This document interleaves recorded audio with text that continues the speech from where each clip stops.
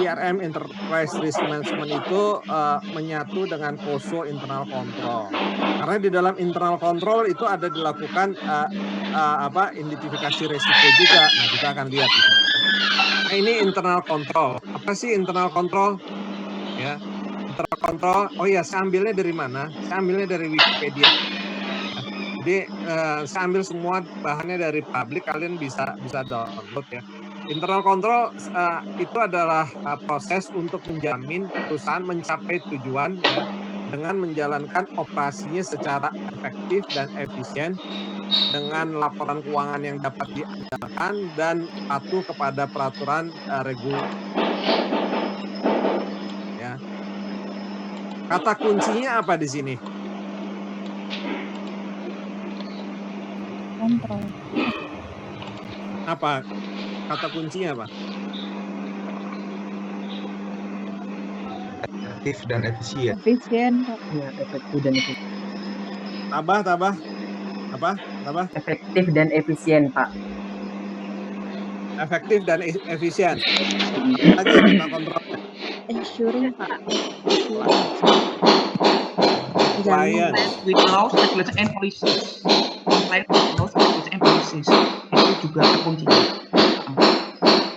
Oke, itu apa manual ya? Manual. Kalau assuring, Pak, menjamin. Menjamin, oke. Ya, menjamin. Nah, kita lihat ya. Sekarang kita lihat POSO yang baru. Supaya gambarnya lebih mudah ngelihatnya. POSO IRM 2017. Udah pernah lihat belum? Nah, ini. Sudah, Pak. Udah pernah lihat kan? Sudah, Pak. Oke. Nah, kalau lihat gambar ini, internal control yang baik itu dalam rangka apa? Enhance value. Enhance value itu berkaitan dengan apa?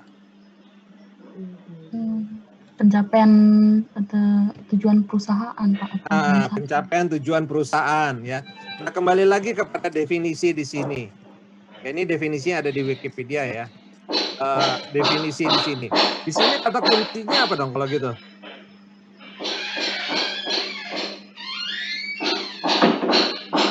Efektif, Pak. Enggak, kata kuncinya ada assuring of an organization's objective, ya kan? Menjamin bahwa tujuan dari organisasi itu tercapai. Ya. Nah, faktor-faktornya apa untuk itu, ya kan? Dia harus efektif, efisiensi, reliable financial reporting, and compliance with laws, regulations, and policies. Jadi kalau kamu meneliti mana variabel dependennya, mana variabel independennya.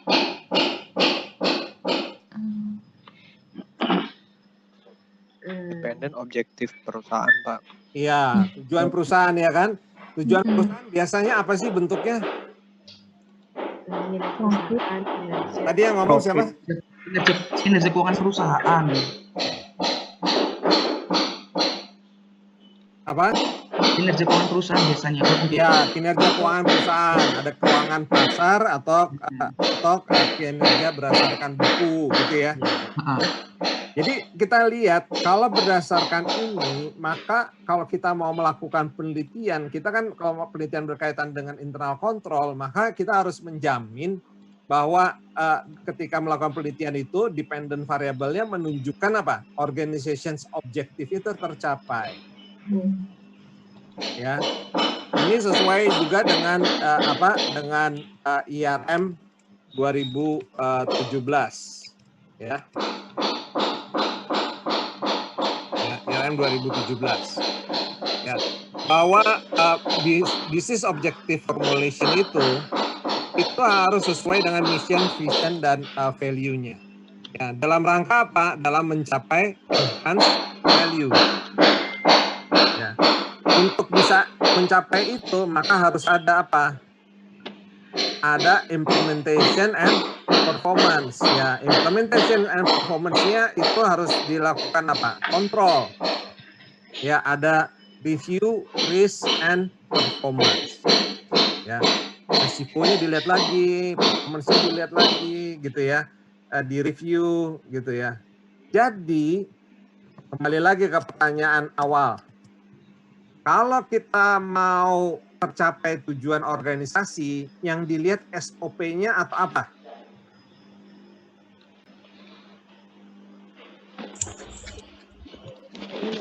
Performance, Pak. Prosesnya, Pak. Iya, prosesnya iya dilihat. Tapi dalam proses itu apa yang dilihat? Implementasinya.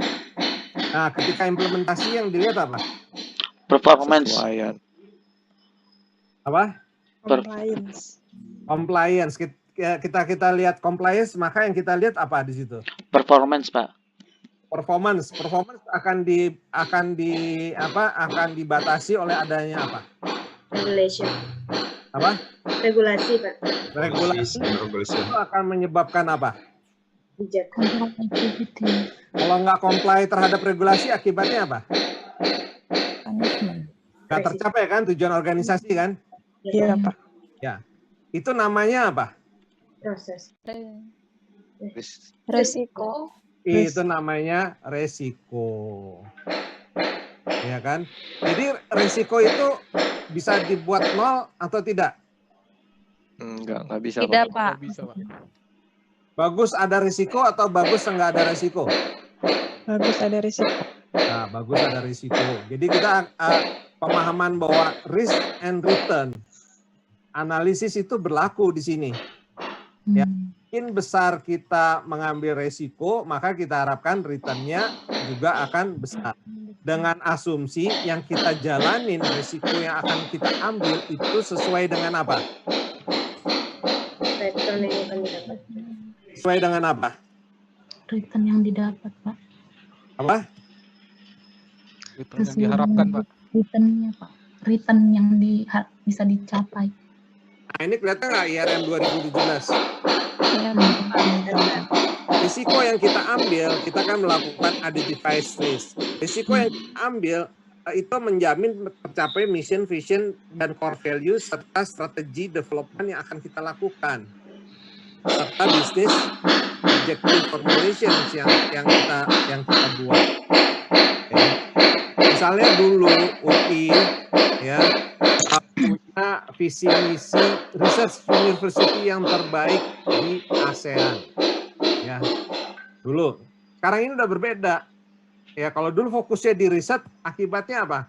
Memang kok dalam mencapai research university yang terbaik itu, maka sebagian besar anggarannya diperuntukkan buat riset, buat sekolah, buat apa segala macam gitu ya. Sehingga dulu kita bisa terima dari S1 terus disekolahin, riset S2 terus ngambil S3 misalnya seperti itu gitu ya. Nah, itu ada resikonya, banyak resikonya kalau kita kita cari beasiswa sendiri, kita anggarin buat riset adalah pertama adalah belum tentu dia lulus gitu ya, itu resikonya gitu ya. Terus yang kedua adalah ketika risetnya belum tentu terpakai, ya kan. Ternyata belakangan itu disadari bahwa dulu terbentuknya FMI atau terbentuknya UI itu di Jakarta itu tujuannya untuk memenuhi kebutuhan para praktisi, ya.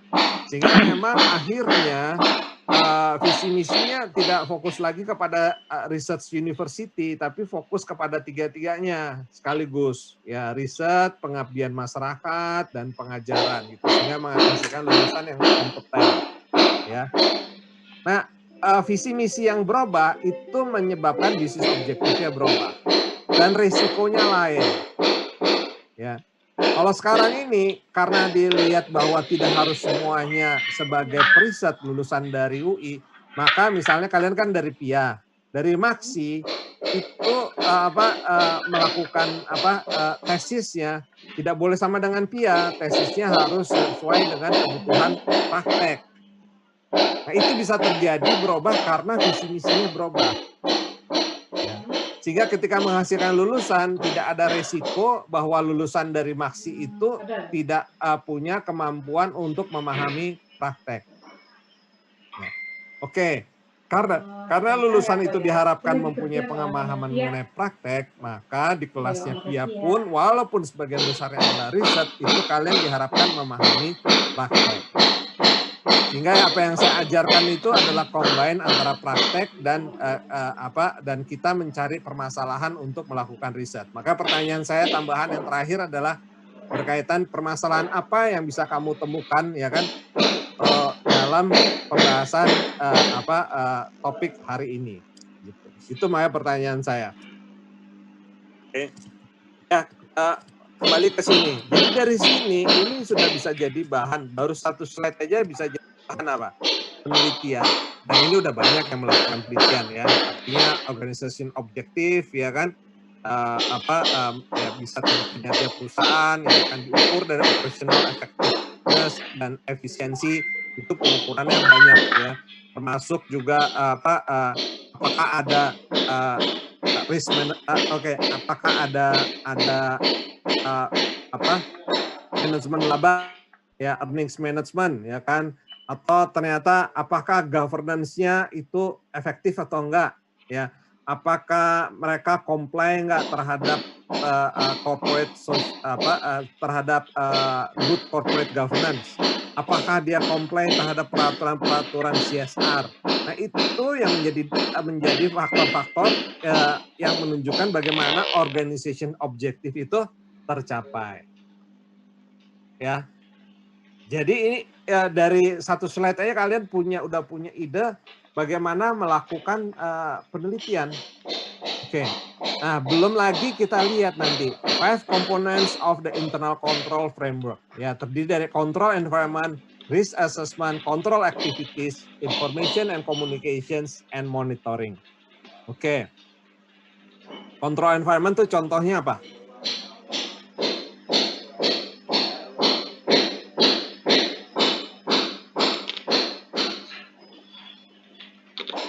Ada yang bisa ini?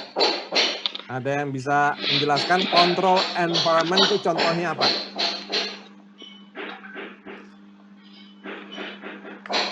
Halo.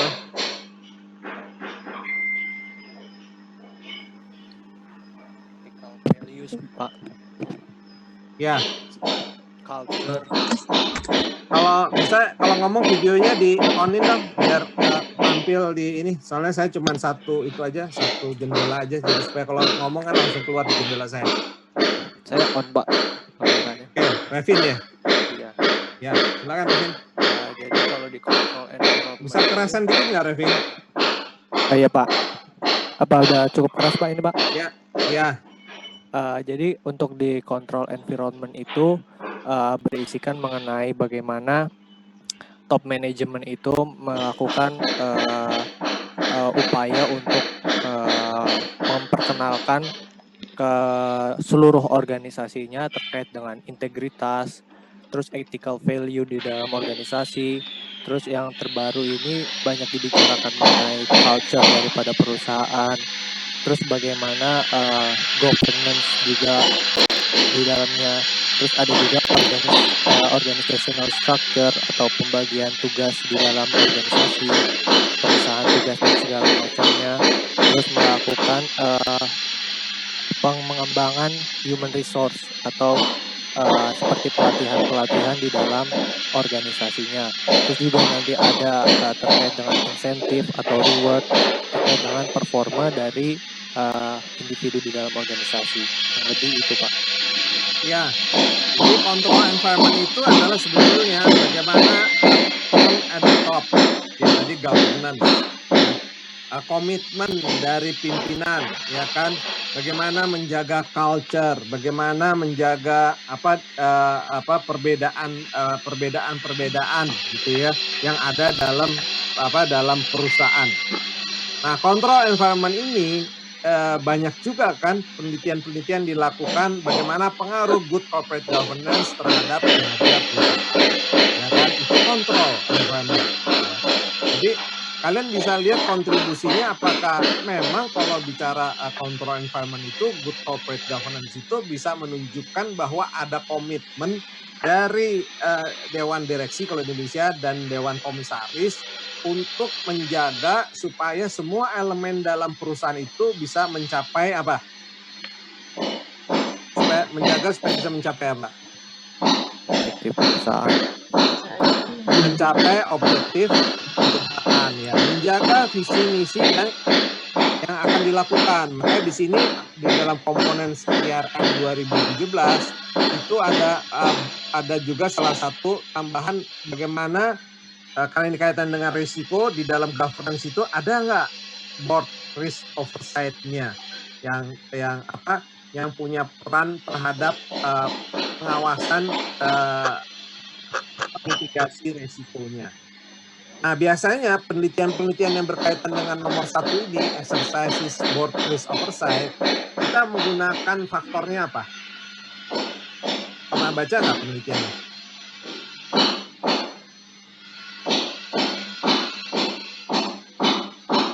Halo?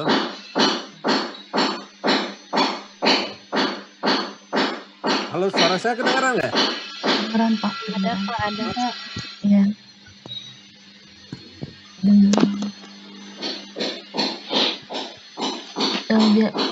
Kalau nggak salah dengan adanya komite Siapa audit ya? Di onin dong, nggak keluar soalnya gambarnya.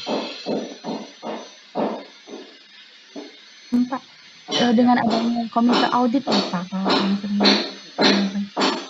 Ya, kalau board ini istilahnya one tier system atau two tier system? Iya, Pak.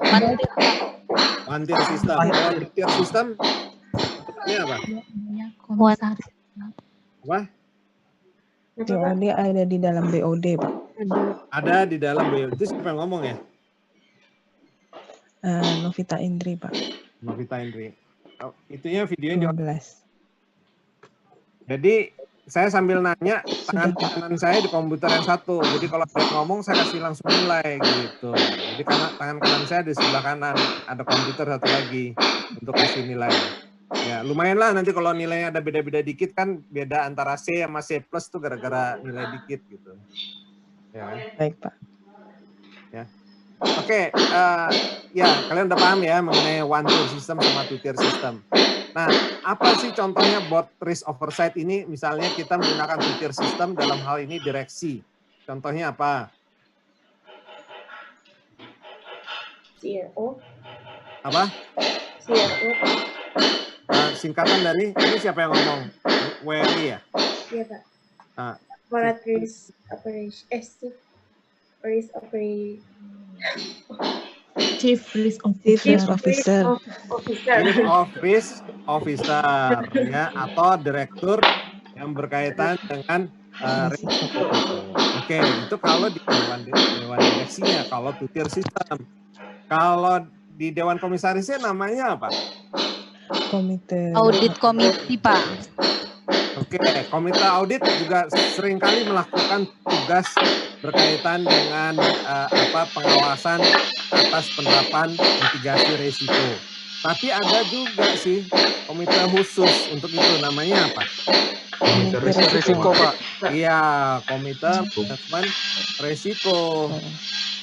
Ya, komite manajemen risiko ada di situ. Nah ini namanya di poin 1 exercise board risk oversight ya. Oke, pernah nggak ada lihat penelitian bahwa kinerja perusahaan itu dipengaruhi oleh risiko dan variabel yang digunakan adalah adanya CRO. Pernah nggak baca penelitian seperti itu? Baru tadi saya kira lagi kita baca. Suaranya kok kecil-kecil ya? Kenapa ya? Atau Tadi saya pagi, Pak, bahan untuk salah? presentasinya Bu Hilda, Pak. Pada kuliah Bu Hilda tadi pagi, Pak. Oh, udah ada ya. Ada kan ya penelitiannya kan? Ya. Ada, Pak. Nah, jadi kan sebetulnya bisa banyak gitu ya. Cuma gara-gara 2 slide itu atau dengan slide ini itu banyak sekali yang bisa kalian teliti. Ya. Bagaimana? Oke. Sekarang kalau operating structures ya mungkin juga bisa dilihat apakah ada structure di sini komisaris independen yang bertanggung jawab terhadap manajemen risiko. Apakah di dalam structure itu ada CRO ya kan?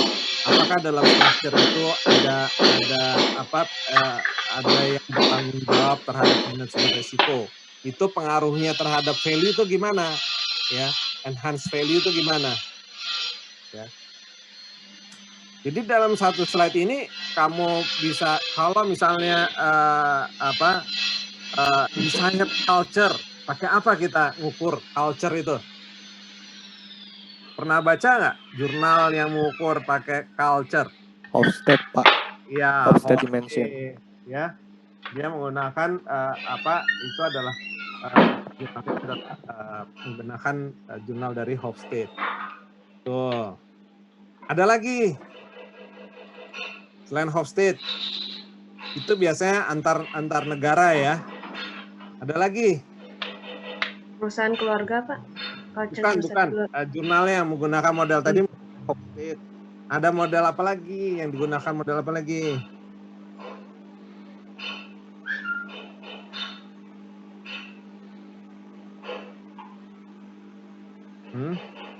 Pernah dengar modelnya itu nggak? AAA Game Award atau apa World 3.0 Prosperity?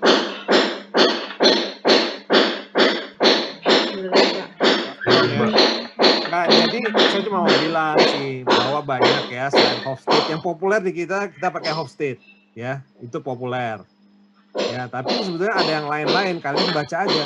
Jadi kalian bisa lihat nih, desired culture-nya udah bagus nggak? Kalau dia bagus, maka enhanced value-nya akan lebih tinggi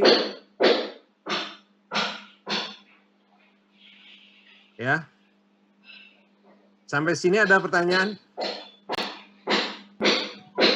Halo. Ngilang suaranya. Maaf Pak, makanya. Ya. Ini IRM yang 2017. Kalau saya, kan ini versi barunya ya Pak. Ya. Nah, pertanyaan saya, kalau yang internal control yang hanya terdiri dari 5 komponen yang tadi, environmental dan lain itu, apakah masih berlaku ya Pak? Karena agak bingung jadinya memang, karena kan di paper-papernya itu yang lama jadi yang integrated nih, terus yang integrated jadi yang ini gitu. Jadi maksudnya masih berlaku nggak sih Pak yang itu gitu? Itu aja sih Pak. Internal control itu kalau dalam pedomannya masih berlaku yang lama, ya kan? Kamu bertanya kan, mana mappingnya? Kita mappingin aja dulu dengan COSO IRM yang 2004 ya. Ini ya 2004 kan? Iya. Ya kan 2004 ya. Kalau di internal control dia sebutnya control environment. Kalau di IRM 2004 disebutnya internal ya. Control environment dan internal environment sebetulnya sama aja ya. Bedanya karena dia merupakan internal control, jadi yang fokusnya kepada bagaimana pengendalian di dalam elemen-elemen yang ada dalam perusahaan. Kalau internal environment ini karena kita bicara risk management itu apa? Dari sisi mana? Kita lihat kan strategik, ya kan? Risk management lihatnya dari sisi strategik ya. Jadi hanya resiko itu kita melakukan apa? Analisa internal dan ya, analisis internal dan eksternal. Oke. Nah, itu analisis itu adalah sebetulnya berkaitan dengan strategi. Ya. Pencapaian strategik. Nah, strategik itu ada di dalam IRM 2017. Nah, pertanyaannya, bisa nggak COSO IRM 2004 di mapping ke 2017? Bisa nggak?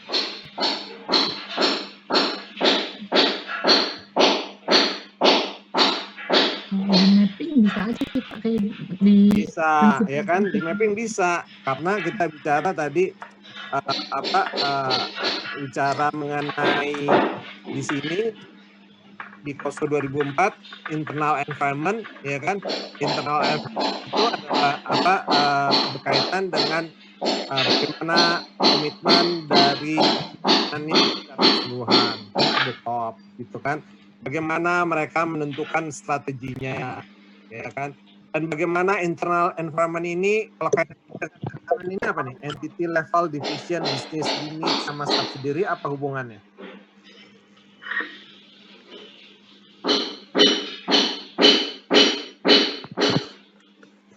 Itu kayaknya terkait Pak, subsidiary itu di dalamnya business unit itu ke dalamnya division. Ya. Padahal tapi dia bukan subset loh. Bukan gitu cara bacanya. Maaf Pak. Kalau term itu namanya subset. Oke. Cara bacanya adalah begini. Dari top, dari entity level atau dari holding, ya kan? Apakah dia sudah cascading nggak diturunkan ke divisionnya? Oke, kalau dia udah diturunkan ke divisionnya, dari division dia udah diturunkan ke business unit nggak? Seterusnya, subsidiary sampai personal. Ya. Sama aja ketika kalian belajar balance scorecard kan ada di level entity, ya di entity level.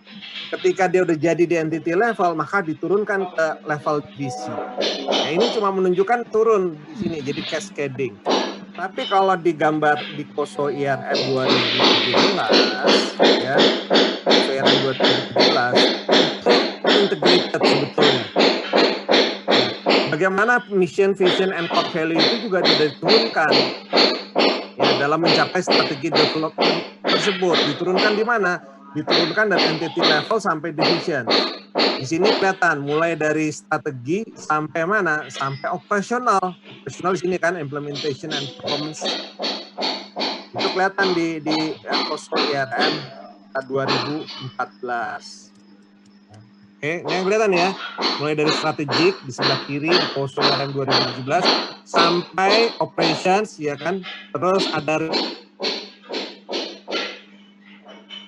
Oke.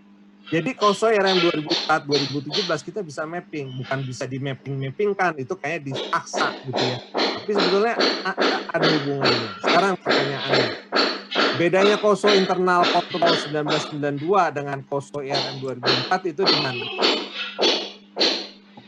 Ini. Di komponen Pak.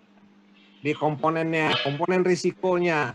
KOSO IRM itu berkaitan dengan risk avoidance.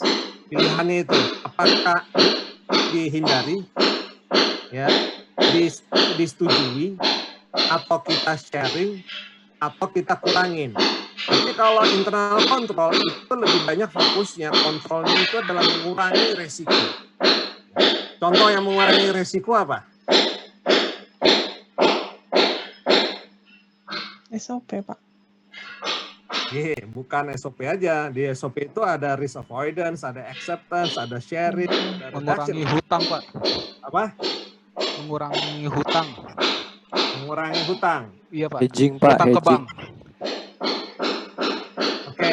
Mungkin yang paling dekat sama kamu contohnya itu adalah kamu tanda tangan plagiarism. Itu kan risk reduction. Kita nggak bisa menghindari kamu melakukan plagiarism. Ya. Kalau yang namanya avoidance itu kan dilakukan di muka, kita hindarin, ya kan. Cara menghindarinya apa kalau yang namanya risk avoidance?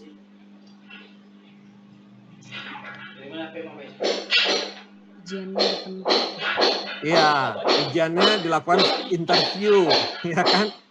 Atau atur kayak sekarang ini kan saya kasih nilai gitu kan, ya kan. Kalian nggak mungkin sekarang kalian karena di sana kalian plagiat juga gitu kan, sambil dia buka komputer satu lagi dicari jawabannya gitu ya, nggak apa-apa lah gitu ya.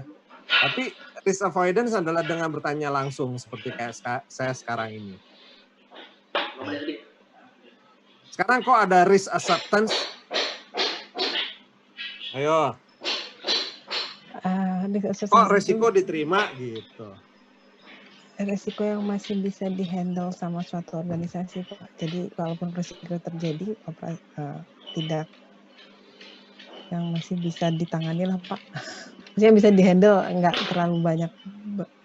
Tidak. Karena ya. Kita mau bicara ya videonya dihidupin, oke? Ya,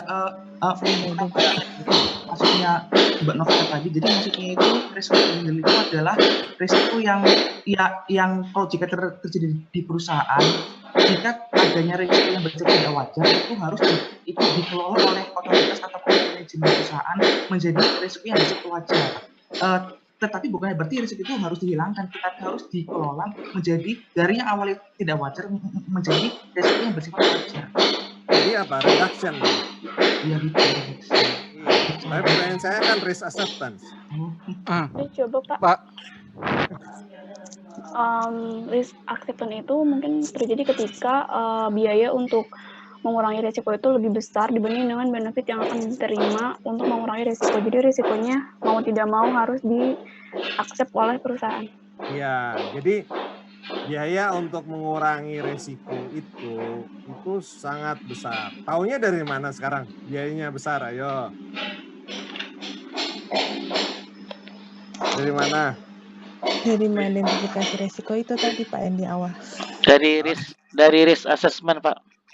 Dari risk assessment. Apa yang dilakukan setelah risk assessment?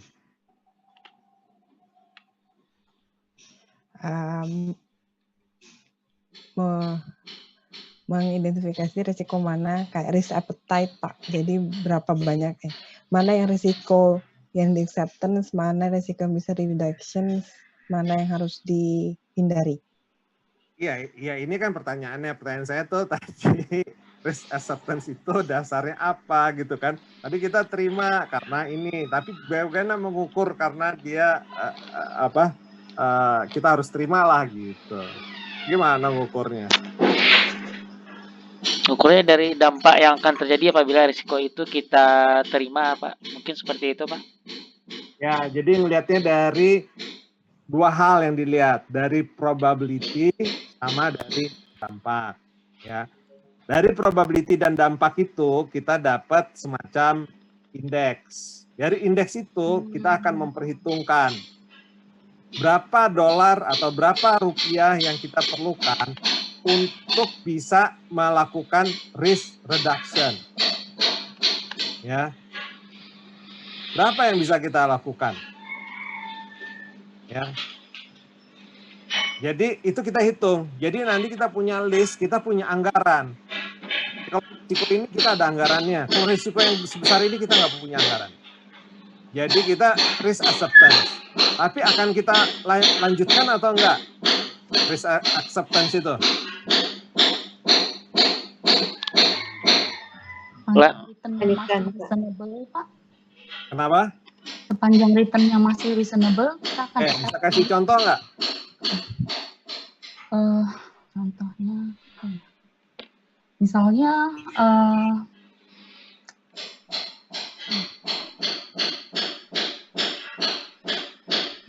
membeli saham kali ya Pak ya. Membeli saham misalnya dengan saham yang misalnya baru IPO, kita kan belum tahu persis ya kinerjanya seperti apa. Tapi dengan kita mengambil saham yang baru IPO, itu harganya terrefleksi di pasar kan. Jadi kita accept aja nih resikonya seberapa. Berarti dia punya risk appetite, ya kan? Adalah beli saham yang baru IPO. Dia nggak beli saham yang sudah diperdagangkan di Bursa Efek Indonesia atau di New York Stock Exchange. Itu risk appetite-nya, gitu ya. Dia punya risk tolerance. Toleransinya yang IPO, dia maunya IPO-nya adalah paling rendah nilainya sekian, paling tinggi nilainya sekian. Itu adalah tolerance, gitu ya. Kita udah batasin mengambil keputusan. Tapi itu kan dalam hal pengambilan keputusan. Itu belum ada berkaitan dengan dampak. Kalau kita tahu itu di luar risk appetite kita, dia adalah yang diperdagangkan adalah saham yang udah masuk bursa, kita nggak akan beli. Karena tidak masuk ke dalam risk appetite kita. Kalau ternyata dia bawa nilainya terlalu rendah sehingga kita merasa bahwa dia IPO, bahwa sahamnya akan digoreng, maka kita nggak akan beli karena risk tolerance kita adalah sebatas yang memang yang diperdagangkannya sekian besar persennya.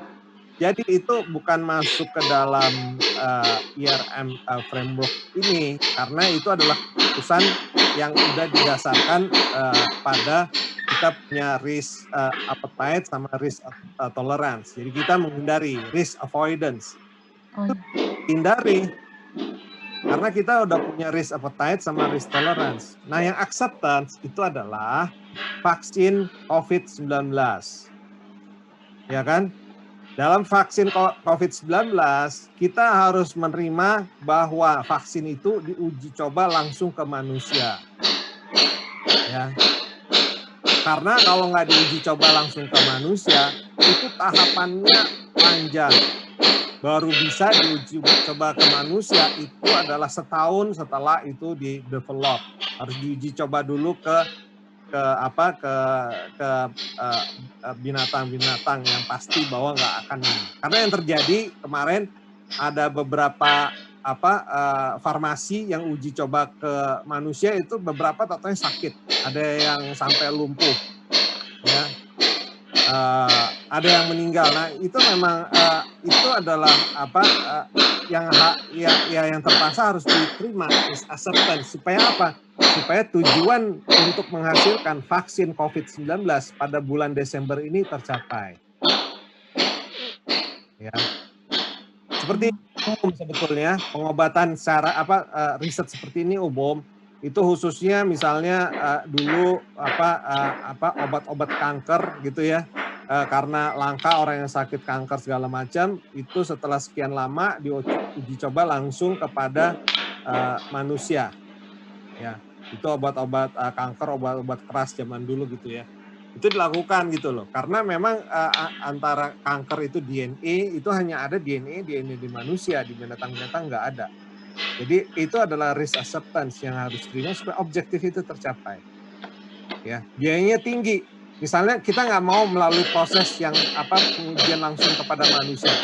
Kita tunda misalnya sampai bulan Juni tahun 2021. Biayanya tinggi. Biayanya tinggi apa? Banyak orang yang tidak tahan dengan COVID-19 meninggal. Jadi itu biaya resiko kemanusiaan yang sangat tinggi. Ya, sehingga itu ditawarkan kepada manusia dicoba divaksin pada bulan-bulan November ini. Ya, November, Desember, nanti Desember itu keluar. Itu salah satu contoh risk acceptance. Ya. Karena impact-nya besar dan karena probability-nya besar sekarang ini untuk tertular COVID-19 dibandingkan flu burung. Ya, flu burung berapa tahun yang lalu? 5 tahun, 6 tahun yang lalu ya. COVID-19 begitu gampang, jadi probability-nya besar, tapi juga dampaknya juga besar dan juga biayanya yang tinggi, ya, menundanya. Oke, ada pertanyaan? Kata lain risk assessment ini ya Pak ya, mau tidak mau harus diterima, kalau tidak diterima justru kerugiannya lebih besar, begitu ya Pak? Pertama harus lihat dulu apakah ada dalam bisnis prosesnya enggak. Ya. Vaksin kepada manusia ada nggak dalam bisnis prosesnya? Percobaan kepada manusia ada nggak? Ada Pak. Ada, ya, ada. Tapi mungkin tidak dilakukan langsung sekarang ini. Biasanya kepada manusia itu dicoba setelah mereka yakin 60%, 70%, 80%, 90%, mendekati 100, baru setelah itu mereka akan uji coba kepada manusia. Kalau di sini sekarang kan 70% pun mereka udah dicoba kepada manusia. Karena kalau nunggu sampai 90%, 100% mungkin tahun depan. Nah di Indonesia pun langsung diuji coba di Indonesia. Sebetulnya yang namanya vaksin itu atau obat-obatan atau jamu lah. Jamu kita kan sebetulnya beli patennya kebanyakan dari Cina. Jadi bukan asli Indonesia tuh. Ya. Itu harusnya kalau mau bisa digunakan di Indonesia itu harus diuji coba klinis dulu yang perlu dilakukan beberapa bulan gitu. Nggak bisa langsung dari sana formulanya. Jadi kita beli di Cina tuh formulanya sebetulnya jamu itu, ya. Oke, ada pertanyaan lagi yang lain? Ya Pak. Ya. Kalau tadi kan Bapak bilang contohnya tentang risk acceptance itu yang seperti tadi. Tapi kalau misalnya seperti kita menitipkan dana kita kepada satu badan, misalnya reksadana itu, kalau ketika ternyata kita mengalami kerugian itu bisa dikatakan dengan risk acceptance juga nggak Pak? Karena kita itu risk sharing. Oh iya. Ya kan? Itu sama juga dengan asuransi itu. Oh iya, terima kasih Pak. Oke, jadi dalam IRM framework itu hanya tidak hanya sekedar risk reduction, ya, tapi sudah risk avoidance, acceptance, sharing, and reduction. Kenapa begitu? Karena tujuannya adalah kalau tujuannya hanya satu, reduction, internal control, itu lebih banyak ke manajemennya. Tapi kalau IRM itu lebih banyak bagaimana mencapai mission, vision, dan core value-nya itu. Contohnya, pernah dengar mobil Tesla nggak? Pernah, Pak. Nah ya, setelah itu dia punya mission, vision, dan core value-nya itu dari awal sudah menghasilkan mobil listrik. Udah. Ya, strateginya mereka tentukan. Risikonya banyak. Pertama, baterai. Waktu zaman pertama kali dia dulu itu nggak ada baterai yang sebesar itu. Ya, yang buat mobil. Dan dia mentargetkan mobilnya punya kecepatan yang wajar, bukan lambat gitu ya. Dan cepat. Nah, ya artinya dia risikonya banyak di situ. Dan dia bertahan dengan mission, vision, dan core value-nya itu. Bahwa mobilnya itu adalah mobil listrik. Risikonya banyak, identify risiko di sini, ya. Nah, karena dia risikonya banyak, biayanya tinggi. Nah, waktu pertama kali dia mendirikan perusahaannya tersebut, dia target marketnya adalah orang-orang kaya, ya. Karena biayanya tinggi, dia nggak terhindarkan untuk melakukan riset atau bangun pabrik baterai atau bikin stasiun-stasiun pengisian baterai. Ya, tapi dia ada market niche-nya. Ya, market niche siapa sih yang beli Tesla tuh biasanya? Siapa yang beli Tesla? Ada yang pernah baca nggak? Siapa yang beli Tesla? Biasanya para kalangan atas sih, Pak. Kalangan atas tuh, ya gampang ya. Artis, Pak. Artis, Pak. Iya, Pak, artis. Yang beli Tesla, peduli lingkungan, Mbak. Yang beli Tesla itu adalah anak muda yang kaya. Ya. Nah, anak muda itu banyak yang peduli lingkungan. Betul. Jadi orang-orang yang peduli lingkungan dan anak muda kaya. Karena apa? Anak mudanya ya senang show off lah gitu ya. Kalau kayak saya sekarang ini kan saya lebih senang yang praktis-praktis saja. Tapi yang senang yang mobil kelihatan mewah, peduli lingkungan segala macam itu anak muda. Ya. Oke. Nah, kalau di dalam Tesla itu banyak yang berkaitan dengan analisis bisnis konteksnya. Sampai sini ada pertanyaan? Ya, jadi kalau pertanyaannya adalah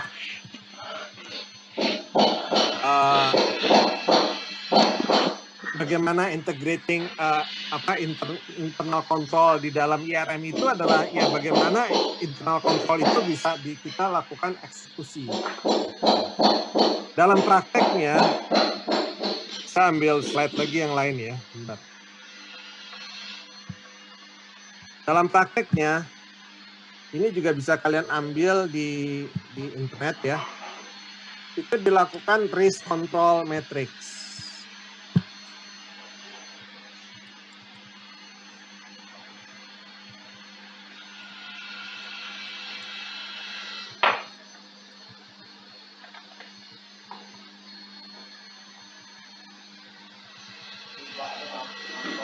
Ya, ini risk control matrix.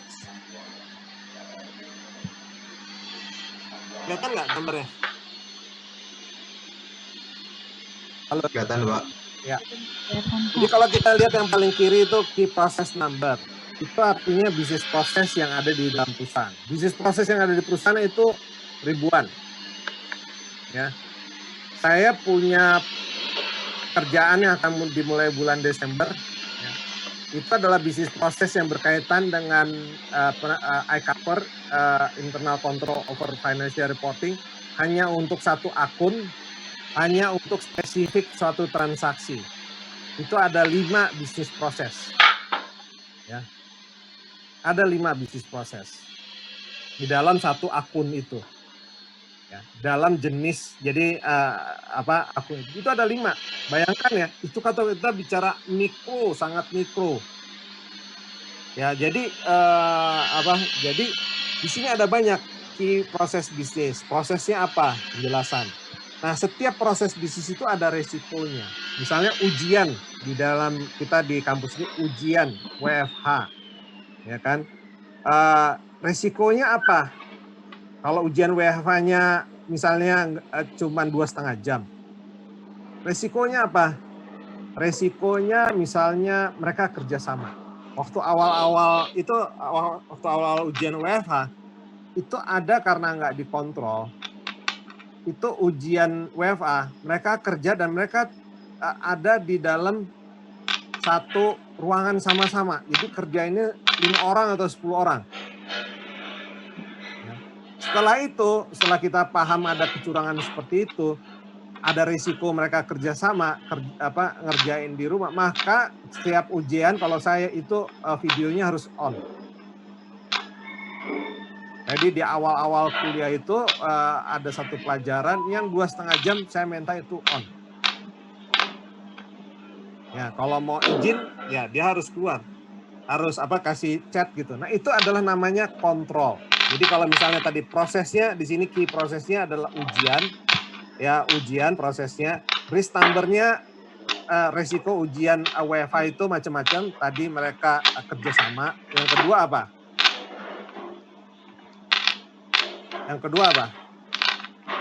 Mereka bisa akses cari data kemana-mana. Nah, untuk yang kedua itu ada satu mata kuliah, teman saya bikin aturan 2,5 jam itu satu soal dikirim tiap 30 menit. Jadi setelah 30 menit mereka kumpulin. Kalau mereka telat ngumpulin, maka soal yang itu mereka nggak terima.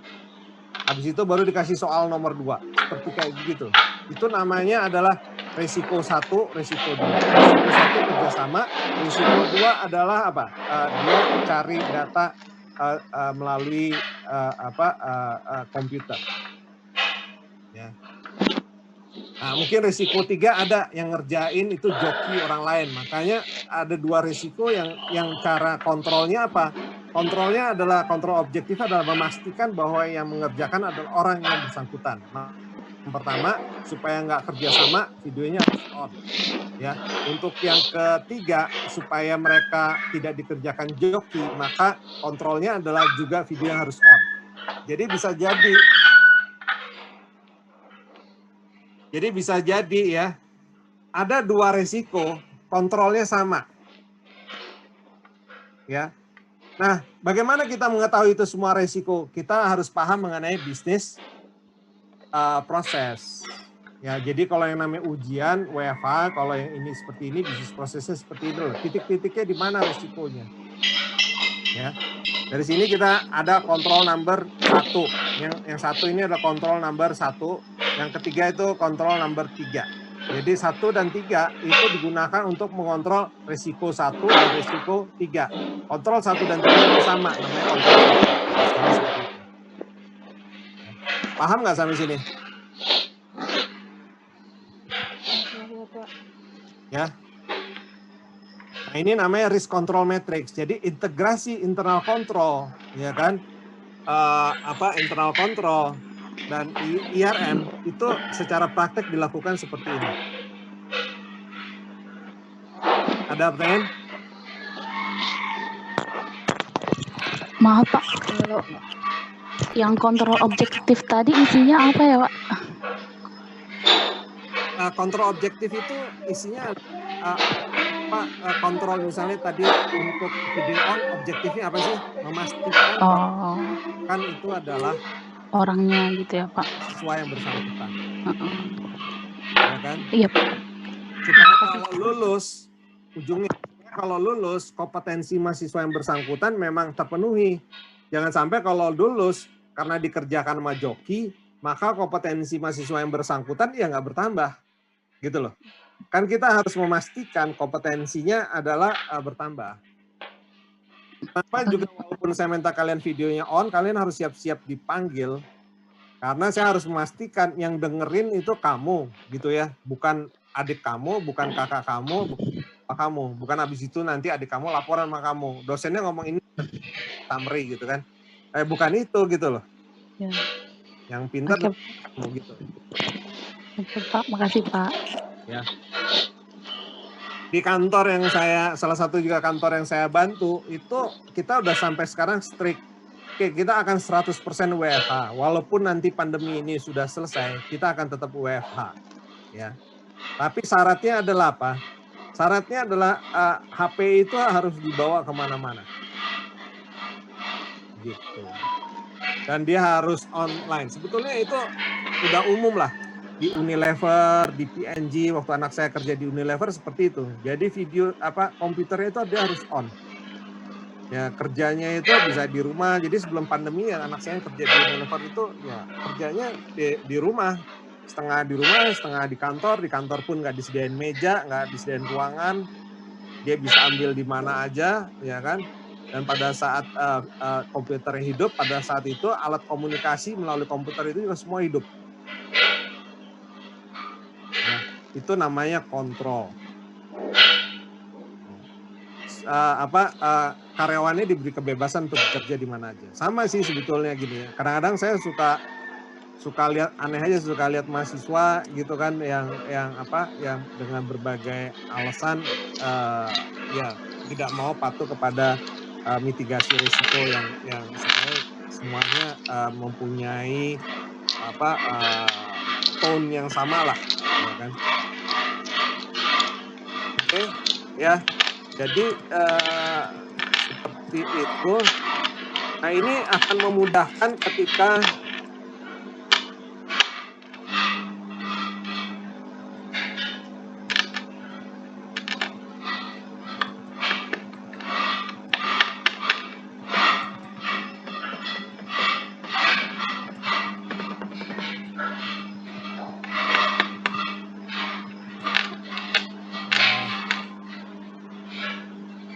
saya punya slide satu lagi tapi mungkin nggak perlu ya. Ini akan memudahkan, pernah dengar nggak? Cuma pengetahuan aja buat kalian. 3 lines of defense. Tadi udah Pak. Tadi dibahas juga udah disebut. Oh, tadi udah dibahas. Jadi udah pintar dong ya. Jadi apa tuh 3 lines of defense? Kalau nggak salah saya melihat di webs IA itu ada 3 lines. Ya. Jadi apa dong 3 lines of defense?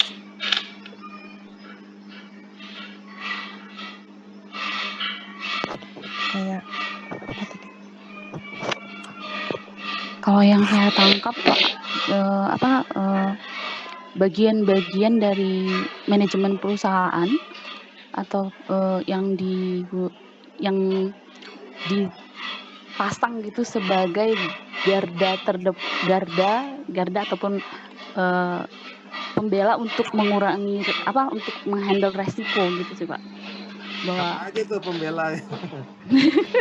bahasanya lucu ya. Apa aja? Kayak Pak semacam pembagian pihak-pihak yang bertanggung jawab untuk terkait risiko-risiko yang ada gitu Pak.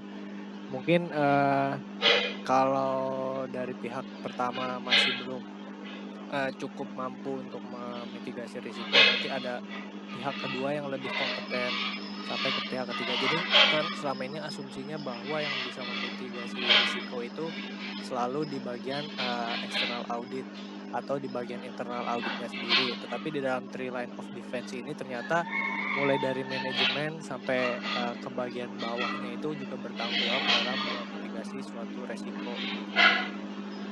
Ya, tapi sebetulnya adalah dalam mitigasi resiko itu semua fungsi itu harus berjalan. Jadi artinya jangan sampai satu fungsi nggak berjalan, nanti ada fungsi yang kedua. Fungsi kedua nggak berjalan, nanti ada fungsi ketiga. Bukan begitu cara berpikirnya. Orang ACC itu minta penjamin, jadi nggak mau CTC ya. Manajemen atau business process owner, suara saya kedengaran nggak?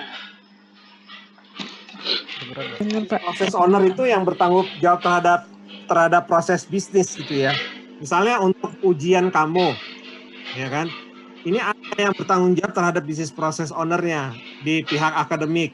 Dia akan mengingatkan tanggal sekian nih akan ujian, ya kan? Bapak akan menggunakan metode apa nanti ujiannya. Ya kan, Bapak kumpulinnya di mana sekarang? Itu ada yang namanya bertanggung jawab terhadap bisnis proses pelaksanaan ujian tengah semester atau pelaksanaan ujian akhir semester. Itu biasanya dia bertanggung jawab. Ya kan? Nah, dia harus bertanggung jawab bahwa dia harus menanyakan saya menggunakan apa?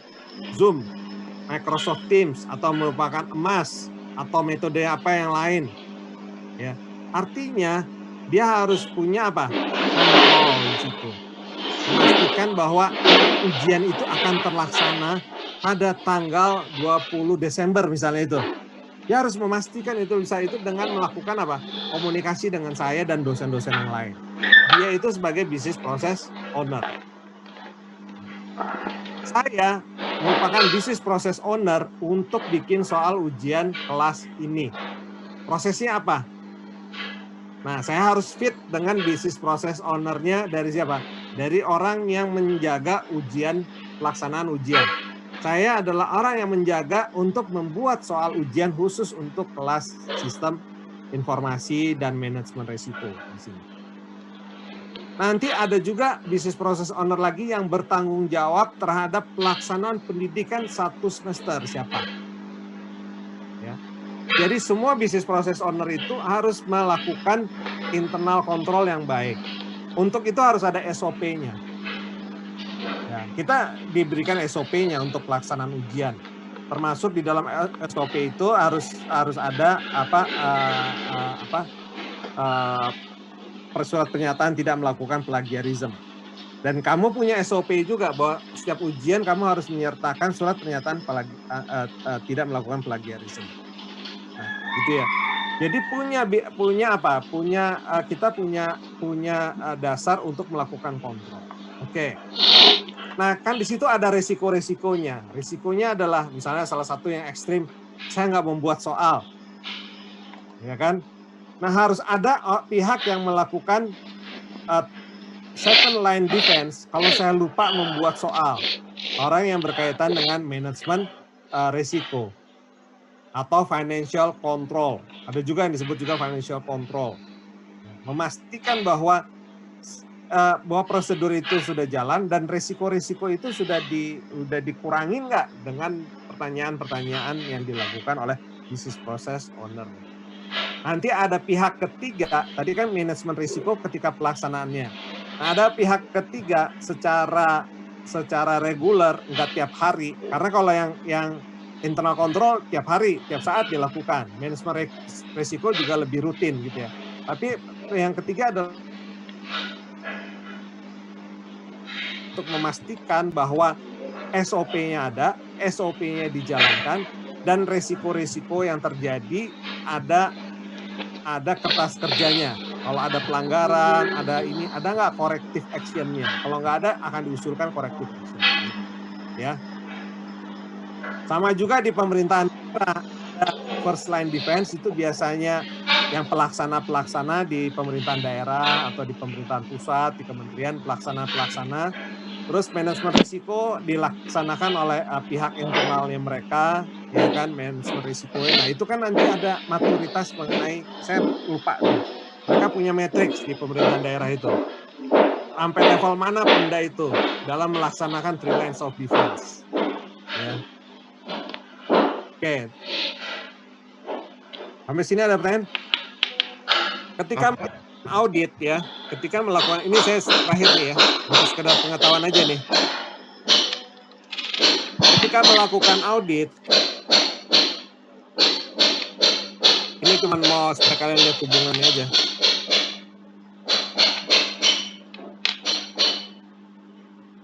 Ketika melakukan audit, kelihatan nggak nih? Risk-based audit universe kelihatan ya? Kelihatan, Pak. Terlihat, Pak. Nah, namanya audit universe itu adalah unit-unit yang diaudit. Jadi mungkin yang diaudit itu setiap tahun itu bisa ada 40, 50 gitu ya. Nah, setiap unit itu yang dilihat adalah risikonya. Risk assessment-nya apa? Jadi dilihat risk assessment. Nah, ini risikonya tinggi nih.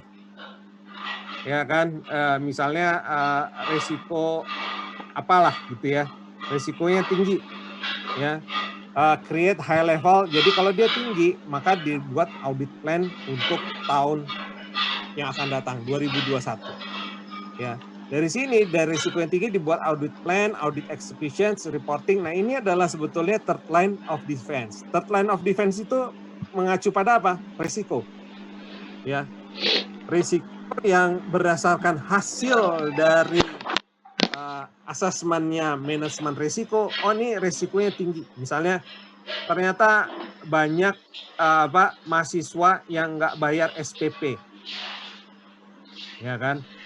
Nah, itu harus dilakukan audit plan, ya kan? Terhadap apa? Terhadap IT-nya. Siapa tahu yang masalah IT-nya bukan mahasiswanya yang nggak bayar. Jadi dilakukan audit terhadap IT. Jadi namanya IT audit. Ya, audit execution, terus di reporting, terus dilakukan follow up. Ya, reporting itu harus dilakukan oleh siapa? Bisnis proses untuk IT itu siapa? IT division. IT division harus memperbaiki kalau ada masalah ternyata pencatatannya kurang tepat di IT division itu. Nah, setelah itu akan dilakukan follow up dan monitoring. Nah, ini akan kelihatan follow up dan reporting, follow up, monitoring itu akan kelihatan di slide satu lagi, sebentar ya, saya pindah slide.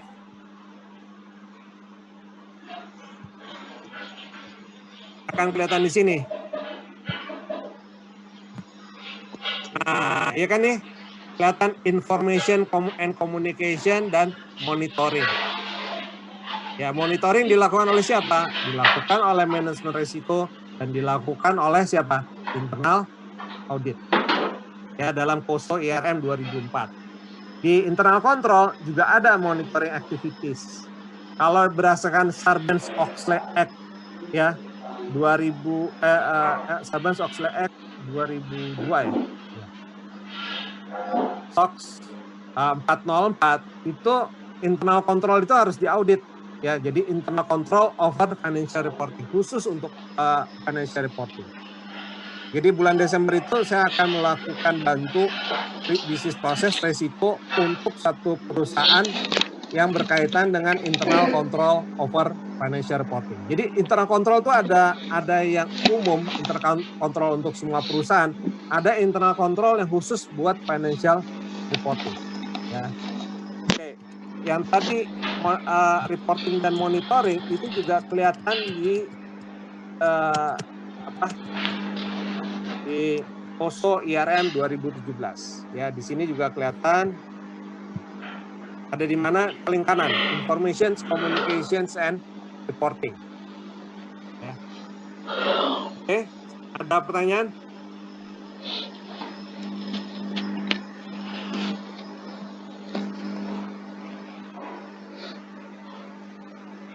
Oke, satu lagi mungkin saya coba sharing ya.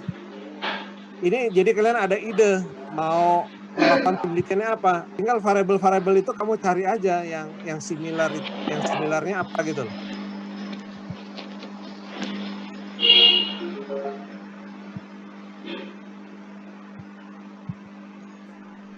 Maaf, izin bertanya, Ya, Pak. silakan.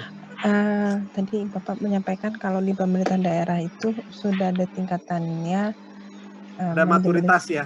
Ya, itu mereka sampai tingkatan mana untuk melakukan manajemen risiko. Kalau untuk di pemerintahan pusat, Pak, three lines of defense-nya seperti apa ya, Pak? Itu saya masih saya lupa namanya, tapi di pemerintahan daerah, pemerintahan pusat itu dia menggunakan matriks yang sama. Oh. Sama, itu matriks yang dikeluarkan oleh Depdagri apa? Ada nama khususnya gitu. Kebetulan saya nggak banyak melakukan riset di pemerintahan sih, pemerintahan daerah atau pemerintahan pusat gitu ya. Saya kebanyakan riset saya di korporasi, ya kaitannya dengan korporasi. Karena kebanyakan aktivitas konsultan saya juga kebanyakan di korporasi, bukan di pemerintahan daerah gitu. Walaupun saya melakukan kajian, saya kebanyakan kajian yang kaitannya dengan korporasi. Jadi kayak kajian investasi pemerintah, tapi itu kaitannya sebenarnya ke korporasi. Karena ada itu segala macam itu saya lakukan kajian itu. Tapi itu kajiannya kajian pesanan, jadi nggak bisa saya paparkan ya. Baik, Jadi Pak. makanya saya ngambilnya semua dari publik gitu loh. Jadi hal-hal kayak gitu saya nggak bisa saya paparkan. Nah, baik, Pak. Terima kasih, Pak. Ada sih satu lagi ya. Ini saya ambil satu lagi. Ini ada gratis juga, bisa kalian lakukan penelitian ya. Bisa di-download. Bentar ya. Oh ini. Pernah dengar nggak OCEG? OCEG. Dia ada matrix GRC, Governance, Risk, and Compliance. Belum pernah dengar, Pak. Belum pernah dengar ya? Dia ada apa? Dia ada penelitian yang dibagi dalam 4 komponen, ya. Komponennya mulai dari learn, ya. Komponen learn, align, perform, sama review. Ini sebetulnya sama dengan COSO IRM sih, karena di dalam learn, ya istilah learn itu dia memahami governance, memahami culture, cuman dia pendekatannya seperti strategik. Jadi di dalam learn itu analyze the external context, analyze the external stakeholders and influencer needs, terus watch external context, ya. Ini kalian bisa gunakan sebagai dasar untuk melakukan penelitian, ya, konteks-konteks ini. Nah, itu ada di buku yang namanya OCEG. Ini kelihatan ya, yang saya sharing ini ya. Belum, Pak. Belum, Pak. Belum. Ya, belum.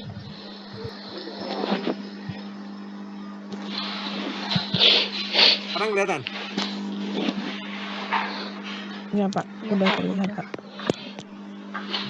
Oke. Matrix GRC. Ya namanya OCEG sih, nama bukunya. Gratis di-download. Jadi itu ada terdiri dari learn, ya. Jadi ini ya, ada learn, ada komponen learn, terus nanti ada komponen align. Jadi learn itu terdiri dari direction, terus objective, identifications, dan itu ada analisis internal, eksternal. Analisis internal, eksternal itu kan artinya paham mengenai control environment, ya, internal environment, ya, termasuk juga definisi mengenai internalnya gitu ya. Ini ada learn itu dari external context, internal context, culture, stakeholders, terus yang berikutnya setelah learn itu align, ada 4, align, terus perform, terus review. Itu ada di buku yang namanya OCEG, bukunya. Bentar.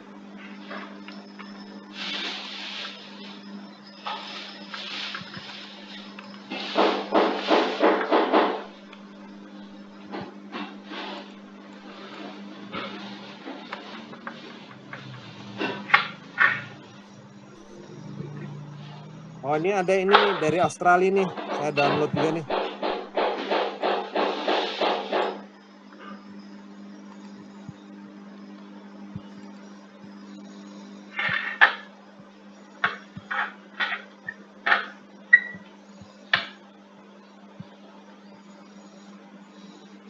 Australia. Oh, Indonesia ada namanya juga sih. Kelihatan nggak nih? Australia. Lihat, Pak. Kelihatan, Pak. Nah, ini saya download juga nih. Department of Finance. Dia punya matrix juga di sini. Benchmarking, risk management capability maturity model. Ini buat pemerintahan. Indonesia juga punya. Yang kerja di pemerintahan tahu sih harusnya. Ya, elemen 1 apa, fundamental, isinya apa, apakah entity punya nggak risk management policy, ya, yang di-endorse oleh accountable authority, yang disetujui oleh ya pihak yang berwenang lah. Nah, policy itu defines approach and rationale for managing risk. Ada nggak isinya seperti itu? Jadi ini bisa kalian sebagai dasar untuk melakukan penelitian. Tapi lebih bagus sih ambilnya yang dari Indonesia. Ya, kecuali penelitian kamu mau yang internasional. Mungkin kalau penelitian internasional kalian bisa ambil dari, sebentar. Tadi udah lihat tadi ya? Ya, Pak.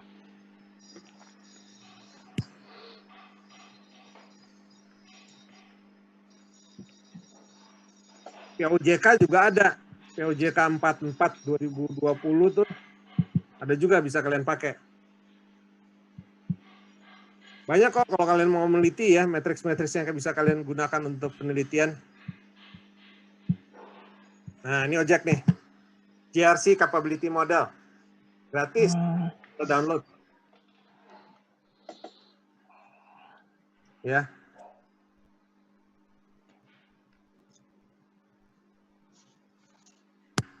So,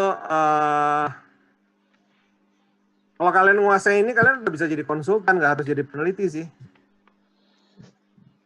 Ya, isinya di sini ada nih, learn, align, perform, review.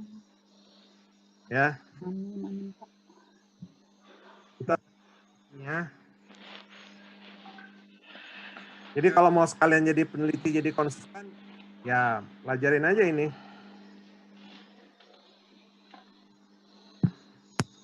So, sebentar.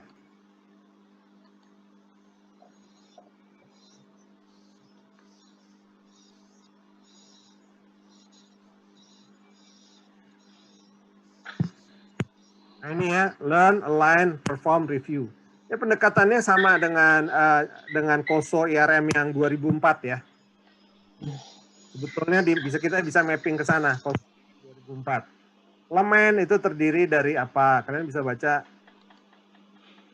Nah ini setiap elemen itu ada description-nya. Nanti ada review-nya. Apa yang di-review? External context, internal context, culture, stakeholder, untuk learn. Align, apa yang di-review? Direction, objektifnya, identification, assessment, design. Perform, apa yang di-review? Control, policy, communication, education, incentive, notification, inquiry, response, review, assurance, and improvement. Sama semuanya. Ya. Jadi kalau kalian menguasai konteks COSO IRM 2004, COSO IRM 2017, kalian nggak akan bingung lah menggunakan berbagai macam matriks. Dan gratis. Ya, namanya Redbook. Ada pertanyaan? Mau nanya Pak? Ya.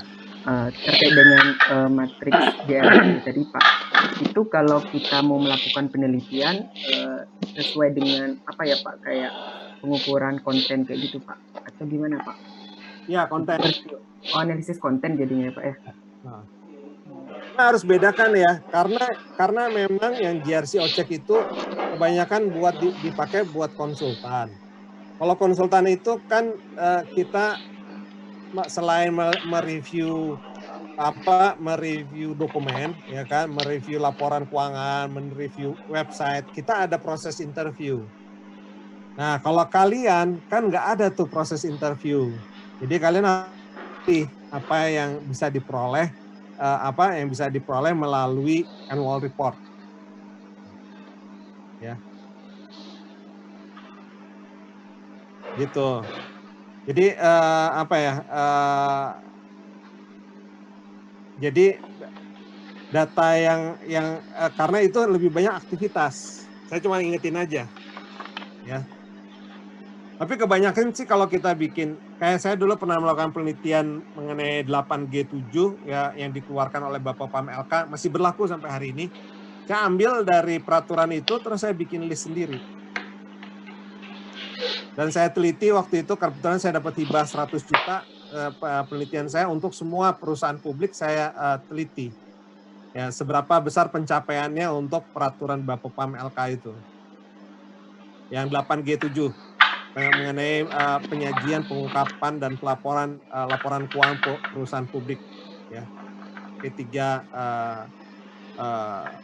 LKPP 8G7. Jadi kebanyakan penelitian yang saya lakukan ya berdasarkan peraturan atau berdasarkan apa, terus saya bikin matriks. Sekarang ini saya coba bikin matriks yang berkaitan dengan digital. Saya bikin sendiri matriksnya. Ya ada berdasarkan referensi lah. Ya. Gitu. Oke? Ada pertanyaan? Cukup? Saya minta kelompok 1 dan 3 untuk presentasi ya. Kita cuma tinggal punya waktu 1 jam ya? Berarti Iya, Pak. 1 dan 3 aja deh. Masing-masing 30 menit ya. Masing-masing 27 menit.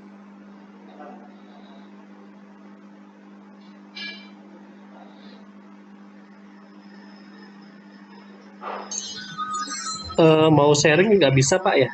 Mohon maaf Pak. Saya lupa buka. Oke. Yang presentasi tolong videonya di-on-in ya. Ya, baik Pak. Mas Hendra, saya aja yang share Mas. Ya, oke.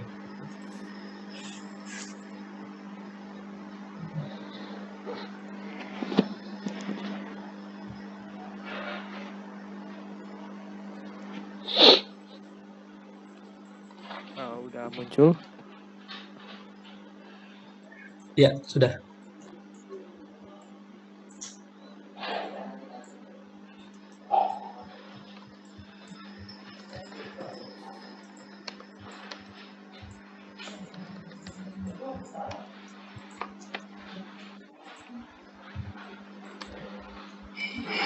Baik, Assalamualaikum warahmatullahi wabarakatuh. Waalaikumsalam. Selamat siang Pak Khairul dan teman-teman. Siang hari ini kami dari kelompok 1 yang terdiri dari saya sendiri Hendra, kemudian ada Arsalan Khan, Revin Dimas, Sandi, dan Jenny akan menyampaikan pemahaman kami mengenai topik dari pertemuan 11 ini, yaitu Integrating IRM with COSO Internal Control dengan kasusnya yang ada di London. Oke, slide berikutnya. London City maksudnya? Pak London ya? Iya Pak. Bukan di London. Keren lagi ntar. Iya. Baik.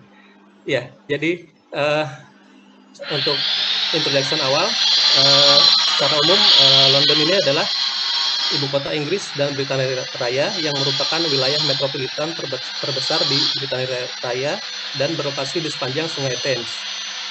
London ini diatur oleh Wali Kota London dan London Assembly.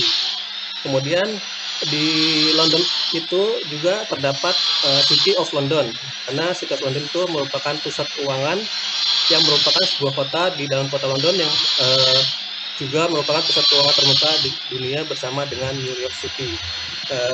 City of London ini juga adalah merupakan otoritas lokal tertua di Inggris yang memberikan pelayanan yang sama dengan namanya, ada istilah di sini itu Borough Council. Tetapi City of London ini melayani ke area yang jauh lebih kecil. Namun City of London ini juga memiliki peran yang sangat penting dalam mempromosikan dan mengembangkan London sebagai salah satu pusat bisnis dan perdagangan terkemuka, dan tanggung jawabnya misalnya dalam hal memelihara hutan dan menjalankan stasiun karantina di Bandara Heathrow. Kemudian di City of London juga dia mempunyai kepolisian sendiri. Slide berikutnya, Mas Revin. Nah, ini ada informasi dari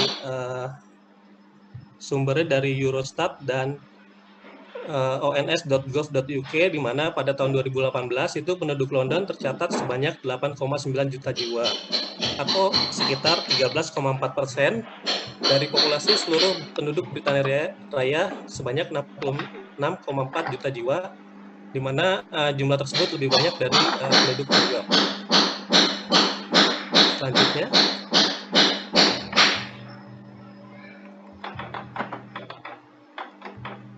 Selanjutnya mengenai tata kelola pemerintahan Kota London.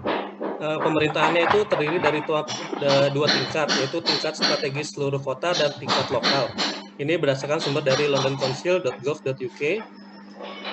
Pemerintahan seluruh kota itu dikoordinasikan oleh Greater London Authority atau GLA yang terdiri dari Wali Kota London dan Majelis. Kemudian pemerintahan lokalnya itu dilaksanakan oleh 33 otoritas yang lebih kecil, yaitu yang terdiri dari 32 London Borough Councils dan City of London. Selanjutnya, ini mengenai pemerintahan kota London itu wali kota dipilih berdasarkan pemilihan umum dan berperan sebagai eksekutif. Wali kota menetapkan visi keseluruhan untuk London dan menetapkan strategis yang jelas tentang berbagai permasalahan. Wali kota juga menetapkan anggaran tahunan untuk Greater London Authority dan untuk grup GLA. Kemudian di dalamnya juga terdapat majelis yang bertindak sebagai pengawas yang memiliki kewenangan untuk menerima atau menolak rencana anggaran yang disusun oleh wali kota.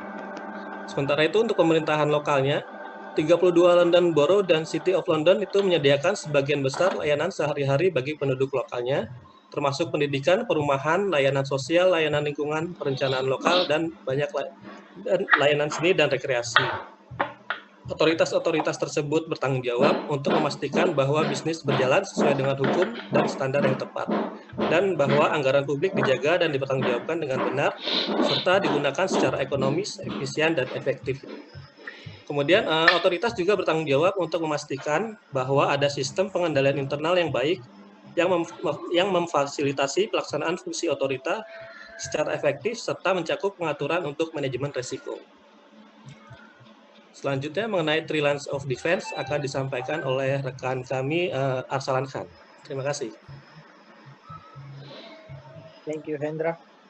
So now we will start the question, explain the three line of defense from London City. So first of all, we will talk about the background of three line defense from London City. So this three line defense model was published by Institute of Internal Auditor in January 2013.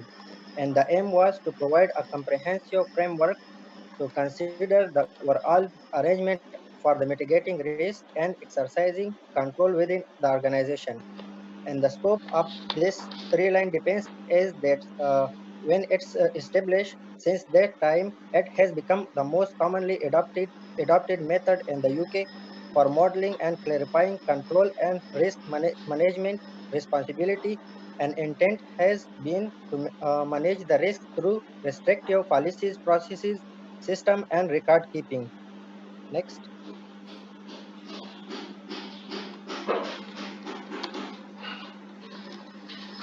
Now the main feature of the three line of defense is there are three main category in this three line of defense. The first one is management, control, and accountability. And here the primary responsibility for managing organization risk through designing and implementing appropriate mitigating control takes risk with operational management who own and manage the risk, and the people who benefit from the taking risk should be accountable for those risks. Number second one is independent oversight. In this category, the line is concerned with the reporting to the senior management. The second line comprises risk management and compliance function to help build or monitor the first line of defense control and their task is the risk. For example, financial control, security, risk management, quality inspection, and the compliance. And the third line is risk assurance. So the principal function of the third line is to provide risk assurance. Internal audit provide assurance on the effectiveness of governance, risk management, and internal control, including the auditing and control for the first and second line, and take responsibility for ensuring that the relationship between the first two lines is neither too close and neither too distant. Next. Oke, untuk pertanyaan nomor 4, tentunya ini ada sedikit keterbatasan terkait dengan perolehan data dari yang mengenai kota City of London-nya. Jadi ya mungkin ini penangkap dari pemahaman kelompok kami kurang lebihnya mohon maaf. Yang pertama itu coba melihat bagaimana hubungan antara COSO internal control dengan COSO IRM di Kota London. Jadi memang di control environment yang terkait dengan bagaimana lingkungan daripada City of London-nya itu, jadi di sini ada peranan penting dari pengawasan antara mayor atau wali kota dari City of London dengan pihak assembly-nya. Hal itu juga kurang lebih mirip dengan governance dan culture daripada COSO IRM-nya, di mana ada suatu pihak mengawasi dan terkait dengan jalannya aktivitas di bisnis maupun pemerintahan. Di risk assessment berdasarkan data yang kami peroleh itu terkait dengan governance-nya memang sudah dikategorikan terkait daripada risiko finansial, itu terkait dengan bagaimana risiko dari proses audit dan regulasi. Kemudian ada juga operational risk terkait dengan health and safety di lingkungan bisnis tersebut. Kemudian juga ada hazard risk yang terkait dengan bagaimana perusahaan itu menanggulangi atau memitigasi kemungkinan kerusakan pada lingkungan. Dan juga ada strategi risk, bagaimana suatu objektif yang sudah ditentukan itu performanya tetap tercapai dengan menyusun strategi-strategi yang akan dilaksanakan. Nah, itu juga mirip dengan IRM, COSO IRM-nya yang berbicara mengenai bagaimana strategi dan penentuan objektif dari suatu perusahaan di dalam City of London dengan mengidentifikasi setiap risiko yang kemungkinan terjadi. Dan ini mirip dengan risk assessment juga, bagaimana diketahui suatu strateginya itu disusun sesuai dengan risiko-risiko yang akan dihadapi perusahaan. Nah, kemudian untuk yang performance-nya itu di dalam IRM, ini juga terkait dengan risk assessment karena di dalamnya itu menilai seberapa perform suatu objektif yang sudah ditentukan sebelumnya dan bagaimana setiap risiko itu coba dikurangi atau dimitigasi supaya performa daripada objektifnya tetap terlaksana dengan maksimal. Nah, terkait dengan control activity ini bagaimana suatu pemerintahan di Kota London ada peranan daripada Grid Authority yang rutin melakukan review atas sistem internal control dari City of London-nya itu yang dibebankan kepada internal control. Jadi memang sudah cukup jelas terkait dengan control activities-nya, sehingga ketika melihat COSO IRM-nya itu juga tidak ada perbedaan, tetapi memang dalam IRM review dan revision-nya itu melakukan fokusnya memang lebih terkait dengan monitoring. Bagaimana hubungan dan resiko performanya itu saling terkait satu sama lain. Nah, terus juga monitoring activity ini masuk sebenarnya kategorinya juga ke dalam review and revision di dalam COSO IRM. Sehingga kurang lebih sama juga, mereka rutin melakukan analisa terhadap sistem internal control dari Kota London-nya itu sendiri. Terus information dan communication juga tidak jauh berbeda, jadi hubungannya bagaimana suatu informasi daripada risiko yang ada atau dihadapi oleh perusahaan itu mampu dialirkan atau diterus struktur organisasi perusahaan, sampai juga kepada bagaimana penyampaian informasi-informasi tersebut kepada pihak stakeholder, dan juga adanya input atau daripada outside in dari eksternal eksternal stakeholder ke perusahaan. Selanjutnya akan dilanjutkan oleh Mas Andi. Ya, di pertanyaan selanjutnya mengenai peran internal auditor yang ada di Kota London. Ini saya untuk pembahasan ini saya mengambil dari dokumen dari Direktorat of Audit Risk and Assurance. Nah, di dalam dokumen tersebut menjelaskan bahwa apa sih definisi internal audit. Definisi internal audit adalah kegiatan penjaminan dan konsultasi secara independen dan objektif yang dirancang untuk meningkatkan nilai dan kegiatan dengan menggunakan pendekatan yang sistematis dan menggunakan berbagai disiplin ilmu. Terkait peranan internal auditor di Kota London, itu ada dua di dalam dokumennya. Yang pertama, memberikan pendapat tahunan tentang efektivitas manajemen risiko, pengendalian internal, dan kerangka tata kelola yang mendukung pencapaian tujuan dari Greater London Authority atau GLA.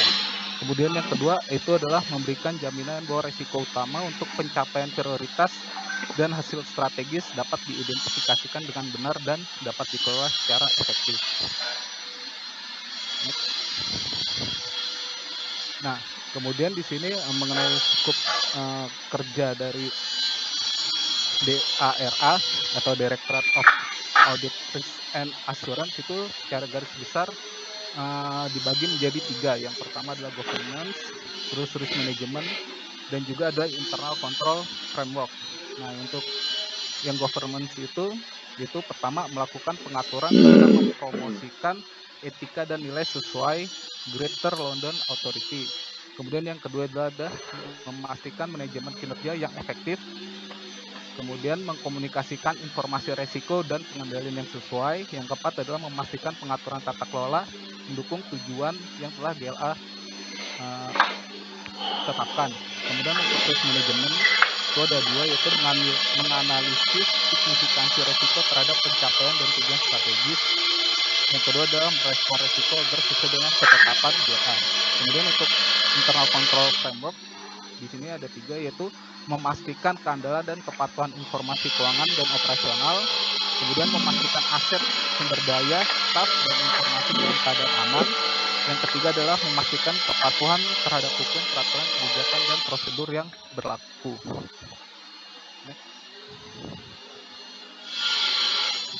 Nah, kemudian terkait pertanyaan 6 mengenai rating dari Kota London. Di sini saya mengambil dari dokumen dari London Risk Register. Nah, di sini dia menjelaskan bahwa rating itu adalah suatu skor yang diberikan berdasarkan kemungkinan dan dampak yang akan muncul atas risiko selama 5 tahun ke depan. Untuk penilaiannya diberikan scoring 1-5, di mana 1 menunjukkan kemungkinan terjadi dan dampak yang ditimbulkan kecil, sedangkan 5 menunjukkan kemungkinan dan dampak yang ditimbulkan besar. Nah, kemudian dari penggabungan 2 skor tersebut, maka akan memunculkan suatu yang disebut dengan rating.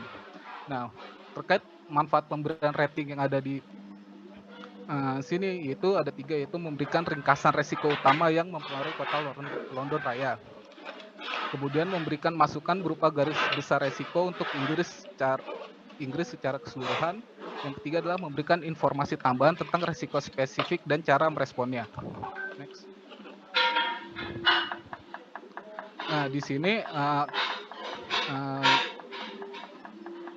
contoh rating dari resiko Kota London yang kita bisa lihat mungkin dari tabel yang di sebelah kanan layar. Itu ada yang disebut dengan risk subkategori. Nah, itu ada accident. Nah, ini terkait dengan kira-kira permasalahan apa yang bakal timbul nanti di Kota London. Itu di sini juga ini salah satu contohnya, sebenarnya ada banyak di dalamnya. Nah, di sini dikelompok-kelompokkan, misalkan dari accident itu apa saja.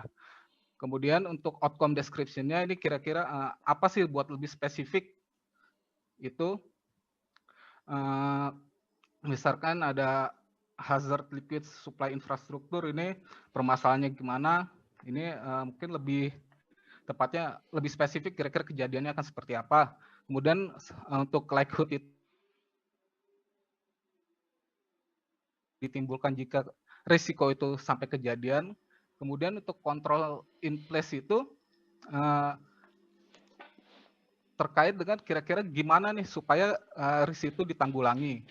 Kemudian untuk last review dan next review itu kira-kira buat pembahasan risiko itu terakhir di review kapan dan akan direview lagi itu kapan. Nah, untuk penjelasannya ada di sebelah kiri layar. Next. Nah, di sini yang dari dokumen yang tadi ada, di sini sudah dijelaskan mengenai keseluruhan matriks mengenai resiko yang ada di Kota London. Kita lihat misalkan dari impact yang ada di sebelah kiri itu 1 sampai 5, terus likelihood juga 1 sampai 5, dan berupa warnanya yang menandakan kalau merah itu berarti levelnya itu sudah berbahaya dan harus menjadi prioritas utama yang harus dikelola oleh Kota London. Seperti itu. Terima kasih.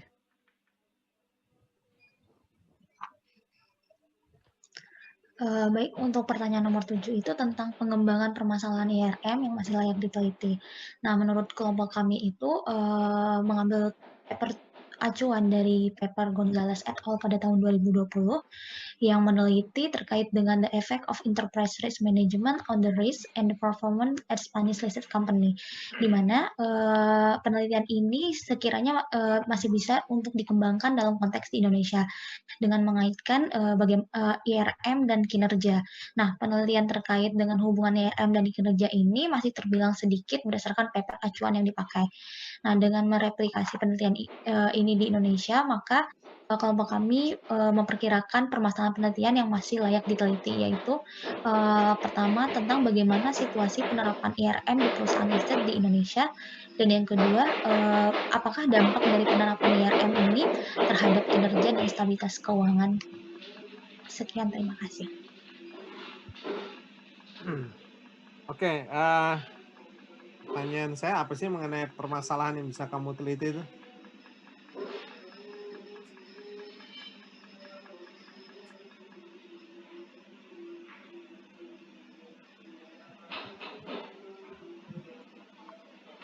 Halo, Pak. Ya, pertanyaan saya apa yang mengenai yang diteliti? Mengenai IRM yang kami akan kaitkan dengan bagaimana kinerja dari perusahaan itu sendiri. Oke, ya sebetulnya gini, kalau kamu menjelaskan dari awal pemahaman, ya kan, terus juga masing-masing tata kelola, terus peran segala macam, sebetulnya ekspektasi saya adalah penelitian kamu, pertanyaan tambahan itu menjawab kira-kira dari ide yang dari atas itu apa yang bisa diteliti gitu ya. Ya itu sih nggak salah sih. Ya tapi maksudnya harusnya ada agak nyambung-nyambung lah sama yang kamu bahas di awal-awal gitu. Ya. Oke. Terus mengenai rating, yaitu berkaitan dengan risiko itu ya. Jadi mungkin dari risiko-risiko itu ya bisa menggambarkan apa saja yang menjadi major risiko bagi Kota London. Sambil itu kita lihat kelompok 3, silakan, masih ada waktu. Baik, Pak.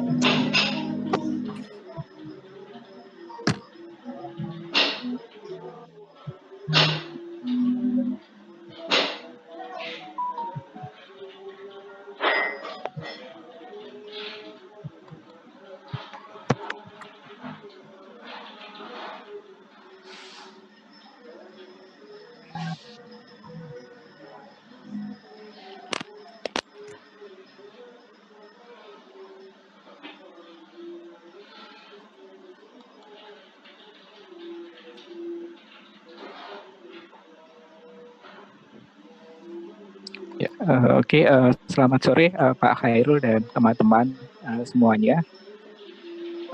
Di sini kami dari kelompok 3 akan mempresentasikan tugas mengenai City of London atau Kota London. Nah, pertama kita akan membahas sekilas terkait dengan Kota London. Next, Mas Sambil.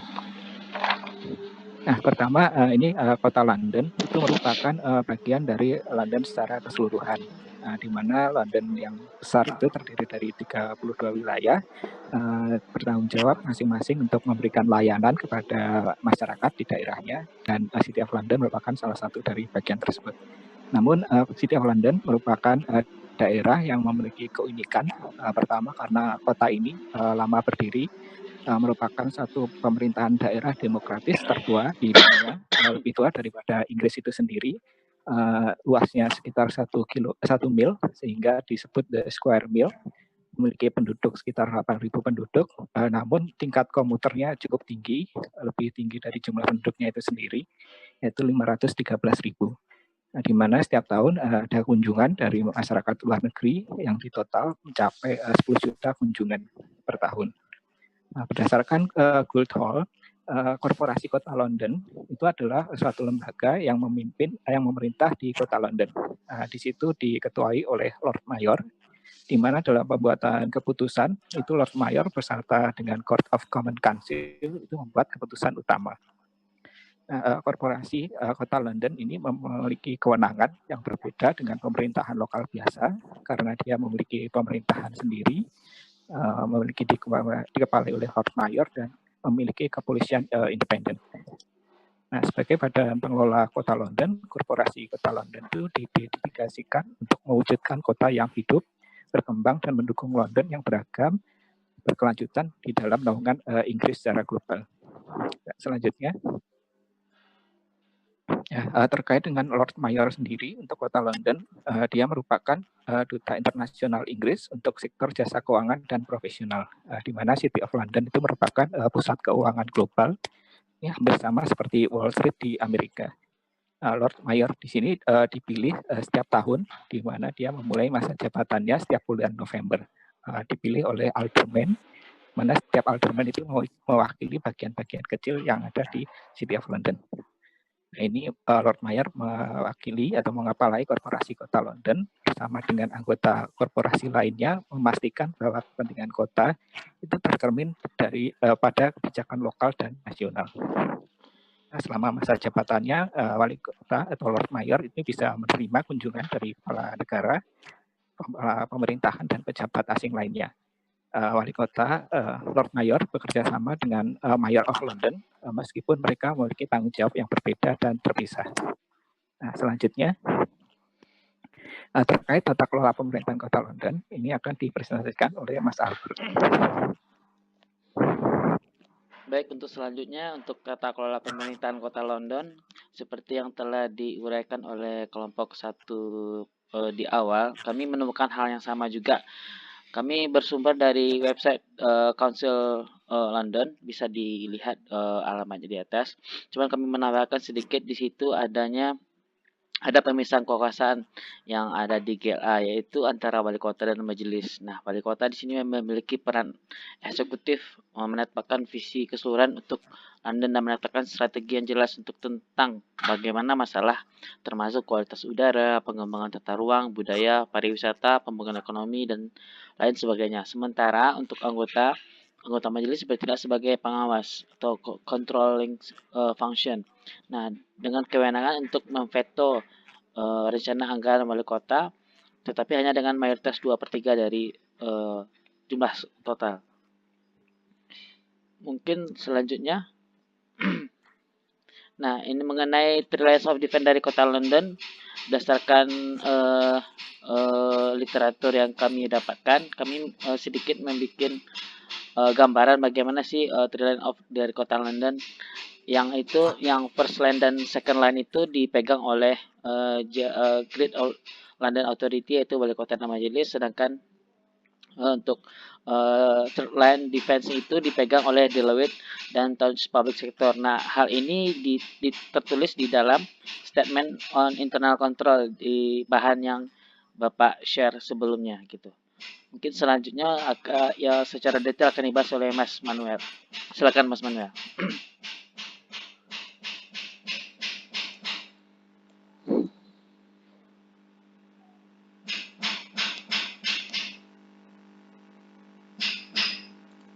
Mas Manuel, mungkin mic-nya belum di on itu. Oh iya, mohon maaf banget ya. Berikutnya saya akan menjelaskan tentang Three Lines of Defense model dari Kota London yang diambil dari statement dari Control Internal tahun 2006 sampai dengan 2007. Nah, di sini ada 3 jenis dari Three Lines of Defense-nya, yaitu yang pertama First Line of Defense. Di sini membahas tentang dan pengukuran konflik internal. Nah, di dalam di dalam first line itu nantinya akan membahas tentang manajemen operasi serta kedudukan dari manajemen operasi dan manajer operasi. Bahwasanya memang nantinya manajemen operasi itu memiliki tugas yang berbeda dengan tugas dari manajer operasi. Nah, untuk yang second line of defense, untuk yang kedua, di sini yang akan lebih ditekankan untuk menjelaskan tentang risk management dan compliance atau kepatuhannya. Dan untuk third line of defense nanti di sini akan membahas mengenai hubungan ataupun keterkaitan antara audit internal dengan risk management yang dilakukan oleh otoritas suatu perusahaan. Next halaman berikutnya ya, tolong. Nah, oke. Untuk penjelasan yang lebih rinci akan dijelaskan sebagai berikut. Ini secara umum dulu, yaitu bahwasanya memang untuk sebuah manajemen risiko itu dapat direncanakan oleh perusahaan, maka semua pihak harus terlibat, ya entah itu pihak manajemen, entah itu pihak manajemen operasi. Nah, termasuk juga pihak badan pengelola atau pengatur dan pihak manajemen senior juga harus terlibat juga di dalam diskusi dan mengenai perencanaan manajemen risiko yang akan dilaksanakan. Nah, di poin 1 dikatakan bahwa jika tidak adanya ataupun tidak dipertimbangkannya lembaga pengelola dan lembaga manajemen senior, maka diskusi mengenai sistem manajemen risiko itu tidak akan berjalan atau tidak dapat terselesaikan. Karena di sini ada dua pihak yang masih belum ikut serta di dalam melakukan perencanaan manajemen risiko. Nah, maka dari itu di dalam melakukan diskusi manajemen risiko dan perencanaannya, maka lembaga pengelola atau pengatur dan lembaga manajemen senior juga harus ikut serta dalam mengikuti diskusi mengenai perencanaan manajemen risiko tersebut supaya perencanaan dan pelaksanaan manajemen risiko dapat berjalan dengan baik sesuai dengan tujuan atau objektif perusahaan. Seperti yang sudah saya jelaskan di sini tadi bahwa three line of defense ini meliputi 3 jenis, yaitu manajemen operasi yang merupakan bagian dari defense pertama, kemudian line yang kedua yaitu manajemen risiko dan fungsi kepatuhan, dan defense yang ketiga adalah audit internal. Next slide berikutnya ya. Oke, sekarang untuk defense line dulu, line yang pertama dulu dari defense yang bernama manajemen operasional. Nah, di sini di dalam first line di sini terdapat dua hal yang penting, yaitu perbedaan antara tugas pihak manajer operasional dengan tugas yang dilakukan oleh pihak manajemen operasional. Di mana kalau tugas yang manajemen operasional pasti bertanggung jawab untuk mengidentifikasi, mengendalikan, memitigasi risiko dan melakukan manajemen risiko sesuai dengan implementasi kebijakan dan memastikan bahwa kegiatan manajemen risiko itu sudah sesuai dengan tujuan perusahaan. Nah, tetapi kalau untuk tugasnya manajer operasional, dia sebagai besar hanya tugasnya untuk melakukan koreksi atas proses manajemen risiko dan proses pengendalian internal yang telah dilaksanakan oleh perusahaan. Jika kalau misalkan proses pengendalian internalnya masih belum lengkap dilaksanakan, maka itulah tugas manajer operasional untuk melakukan pemeriksaan atas kurangnya pengendalian internal yang telah dilakukan oleh perusahaan. Di sini di dalam kasusnya Kota London di sini first line-nya yang ada adalah bahwa di Kota London terdapat elemen kunci dari pengendalian otoritas tahun 2007.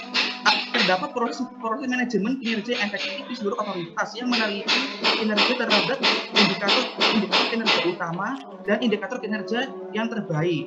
Nah, di Kota London juga telah terdapat memiliki efektivitas di mana pihak manajer senior dalam otoritas memiliki tanggung jawab untuk melakukan pengembangan dan pemeliharaan lingkungan pengendalian internal dengan nantinya pengendalian internal itu dikomentari oleh auditor eksternal apakah sudah baik atau perlu perbaikan lagi. Itu. Berikutnya, halaman berikutnya. Untuk yang kedua adalah the second line dari defense ini itu adalah manajemen risiko dan fungsi kepatuhannya. Nah, di sini second line di sini memiliki 3 fungsi, yaitu yang pertama fungsi manajemen risiko yang yang bisa memfasilitasi dan memantau penerapan manajemen risiko yang efektif dilakukan oleh manajemen operasional. Yang kedua yaitu fungsi kepatuhan untuk memantau berbagai risiko spesifik dan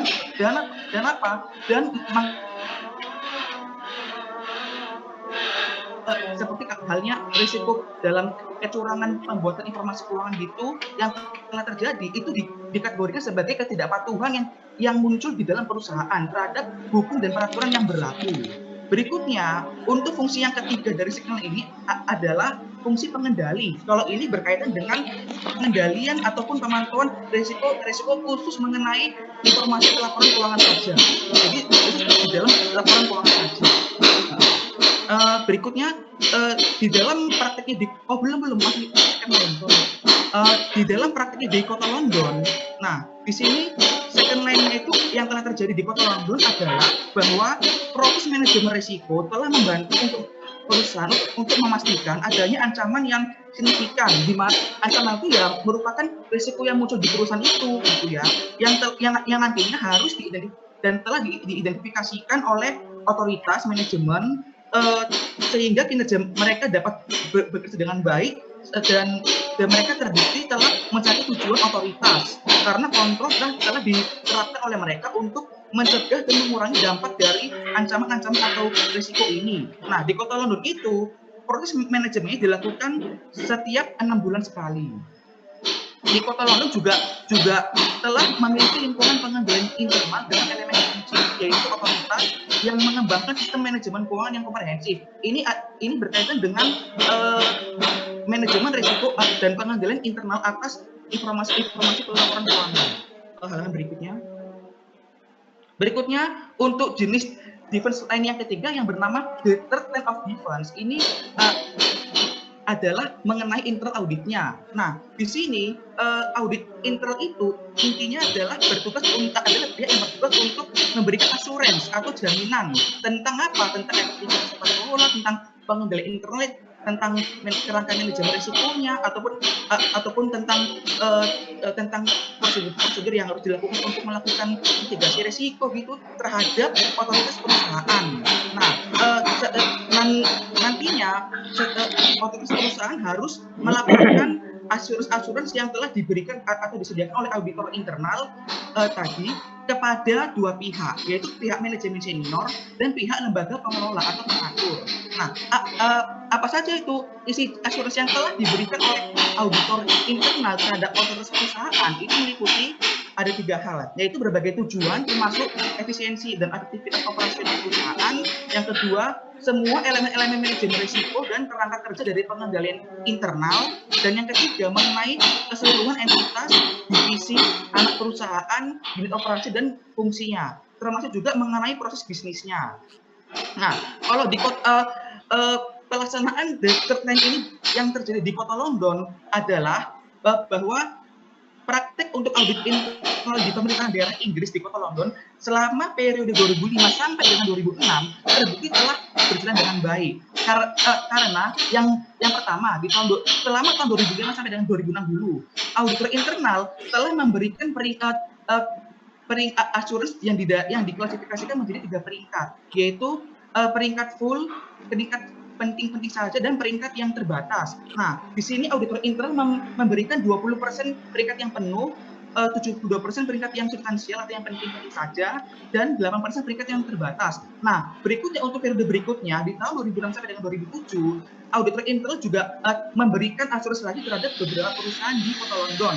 Nah, dengan bobot sebesar untuk yang assurance yang bersifat bagus sebesar 26%, untuk yang substansial menurun jadi 5%, dan untuk yang terbatas meningkat menjadi 9%. Nah, di sini dari kedua perbandingan ini sudah jelas bahwa kinerja audit internal telah berjalan dengan baik karena ternyata dari tahun ke tahun audit internal telah memberikan peringkat yang meningkat untuk assurance yang bersifat penuh, yaitu dari yang 20% meningkat 6% menjadi 10%. Nah, namun meskipun memang kinerja audit internal sudah baik, masih ada beberapa area lingkungan kontrol yang perlu perbaikan. Hal ini juga menunjukkan bahwa telah ada peningkatan efektivitas yang terukur dalam sistem pengendalian internal. Nah, di Kota London juga telah terjadi bahwa panel audit telah bertemu secara teratur sepanjang tahun, rutin, dan aktif dengan melakukan kebijakan untuk menindaklanjuti semua rekomendasi audit sebelum melakukan pertemuan berikutnya, sehingga telah ada tingkat implementasi yang tinggi yang dilakukan oleh otoritas perusahaan. Halaman selanjutnya. Berikutnya saya akan menjelaskan mengenai hubungan antara kontrol internal dan manajemen risiko yang terdapat di dalam pemerintahan dari Kota London. Nah, dalam statement pengendalian internal periode 2006 sampai dengan 2007, di sini otoritas perusahaan pasti bertanggung jawab untuk melakukan perencanaan pengendalian internal dan manajemen risiko, serta memastikan bahwa sistem pengendalian internal yang baik dan sehat itu bisa memfasilitasi pelaksanaan otoritas yang secara efektif pula. Nah, hal ini berkaitan dengan komponen pengendalian internal, yaitu yang bernama aktivitas pengendalian yang membantu perusahaan untuk meyakinkan bahwa tindakan yang diperlukan tersebut telah diambil oleh otoritas dalam menghadapi risiko sehingga tujuan entitas telah tercapai.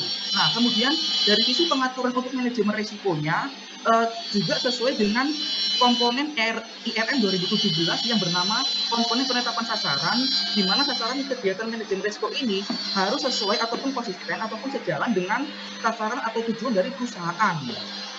Berikutnya, sistem pengendalian internal yang ada di Kota London itu faktanya dirancang atau dibentuk untuk mengelola risiko ketika yang wajar. Nah, seperti yang saya bilang tadi bahwa memang di London ini telah adanya pengelolaan risiko dari awalnya belum wajar menjadi risiko yang bersifat wajar.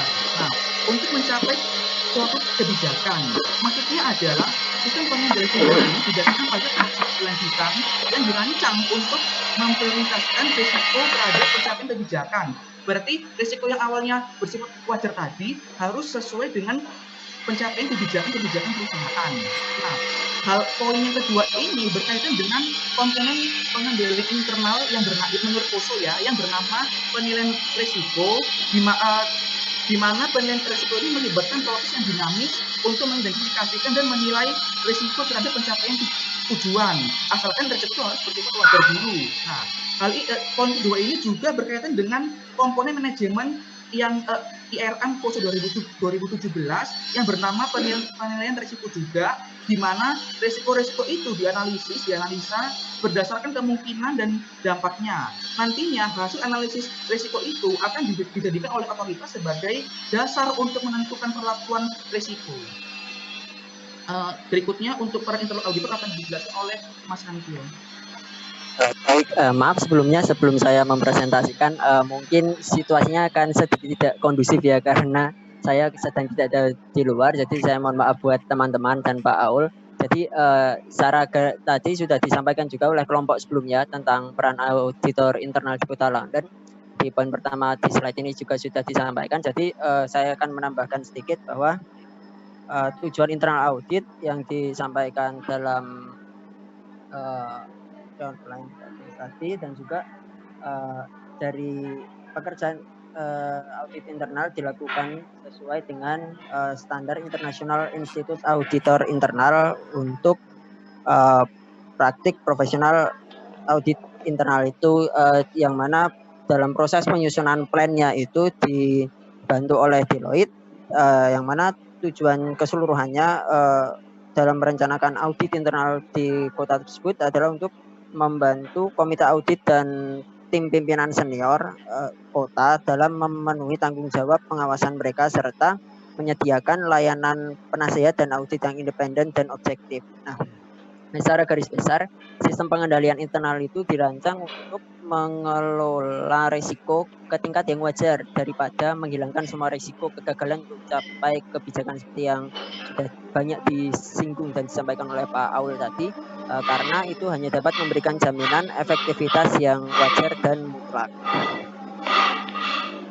Nah, lalu untuk bagaimana rating London? Nah, di Kota London sendiri mereka memperoleh generally conform atau secara umum selesai berdasarkan dengan standar audit internal sektor publik Inggris. Nah, itu hasilnya berpacu pada laporan opini tahunan HRM tahun 2013-2014. Lalu selain generally conform itu apa aja sih ratingnya, ada apa saja sih? Nah, di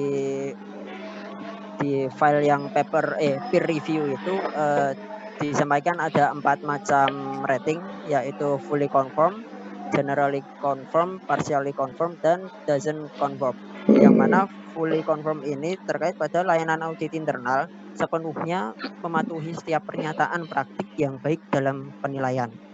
Lalu untuk generally conform seperti yang oleh Corporation of London ini, yang dalam artian berarti baik struktur, kebijakan, dan prosedur yang relevan dari layanan audit internal serta proses penerapannya setidaknya memenuhi persyaratan bagian dalam semua hal yang material. Lalu jika suatu kota memperoleh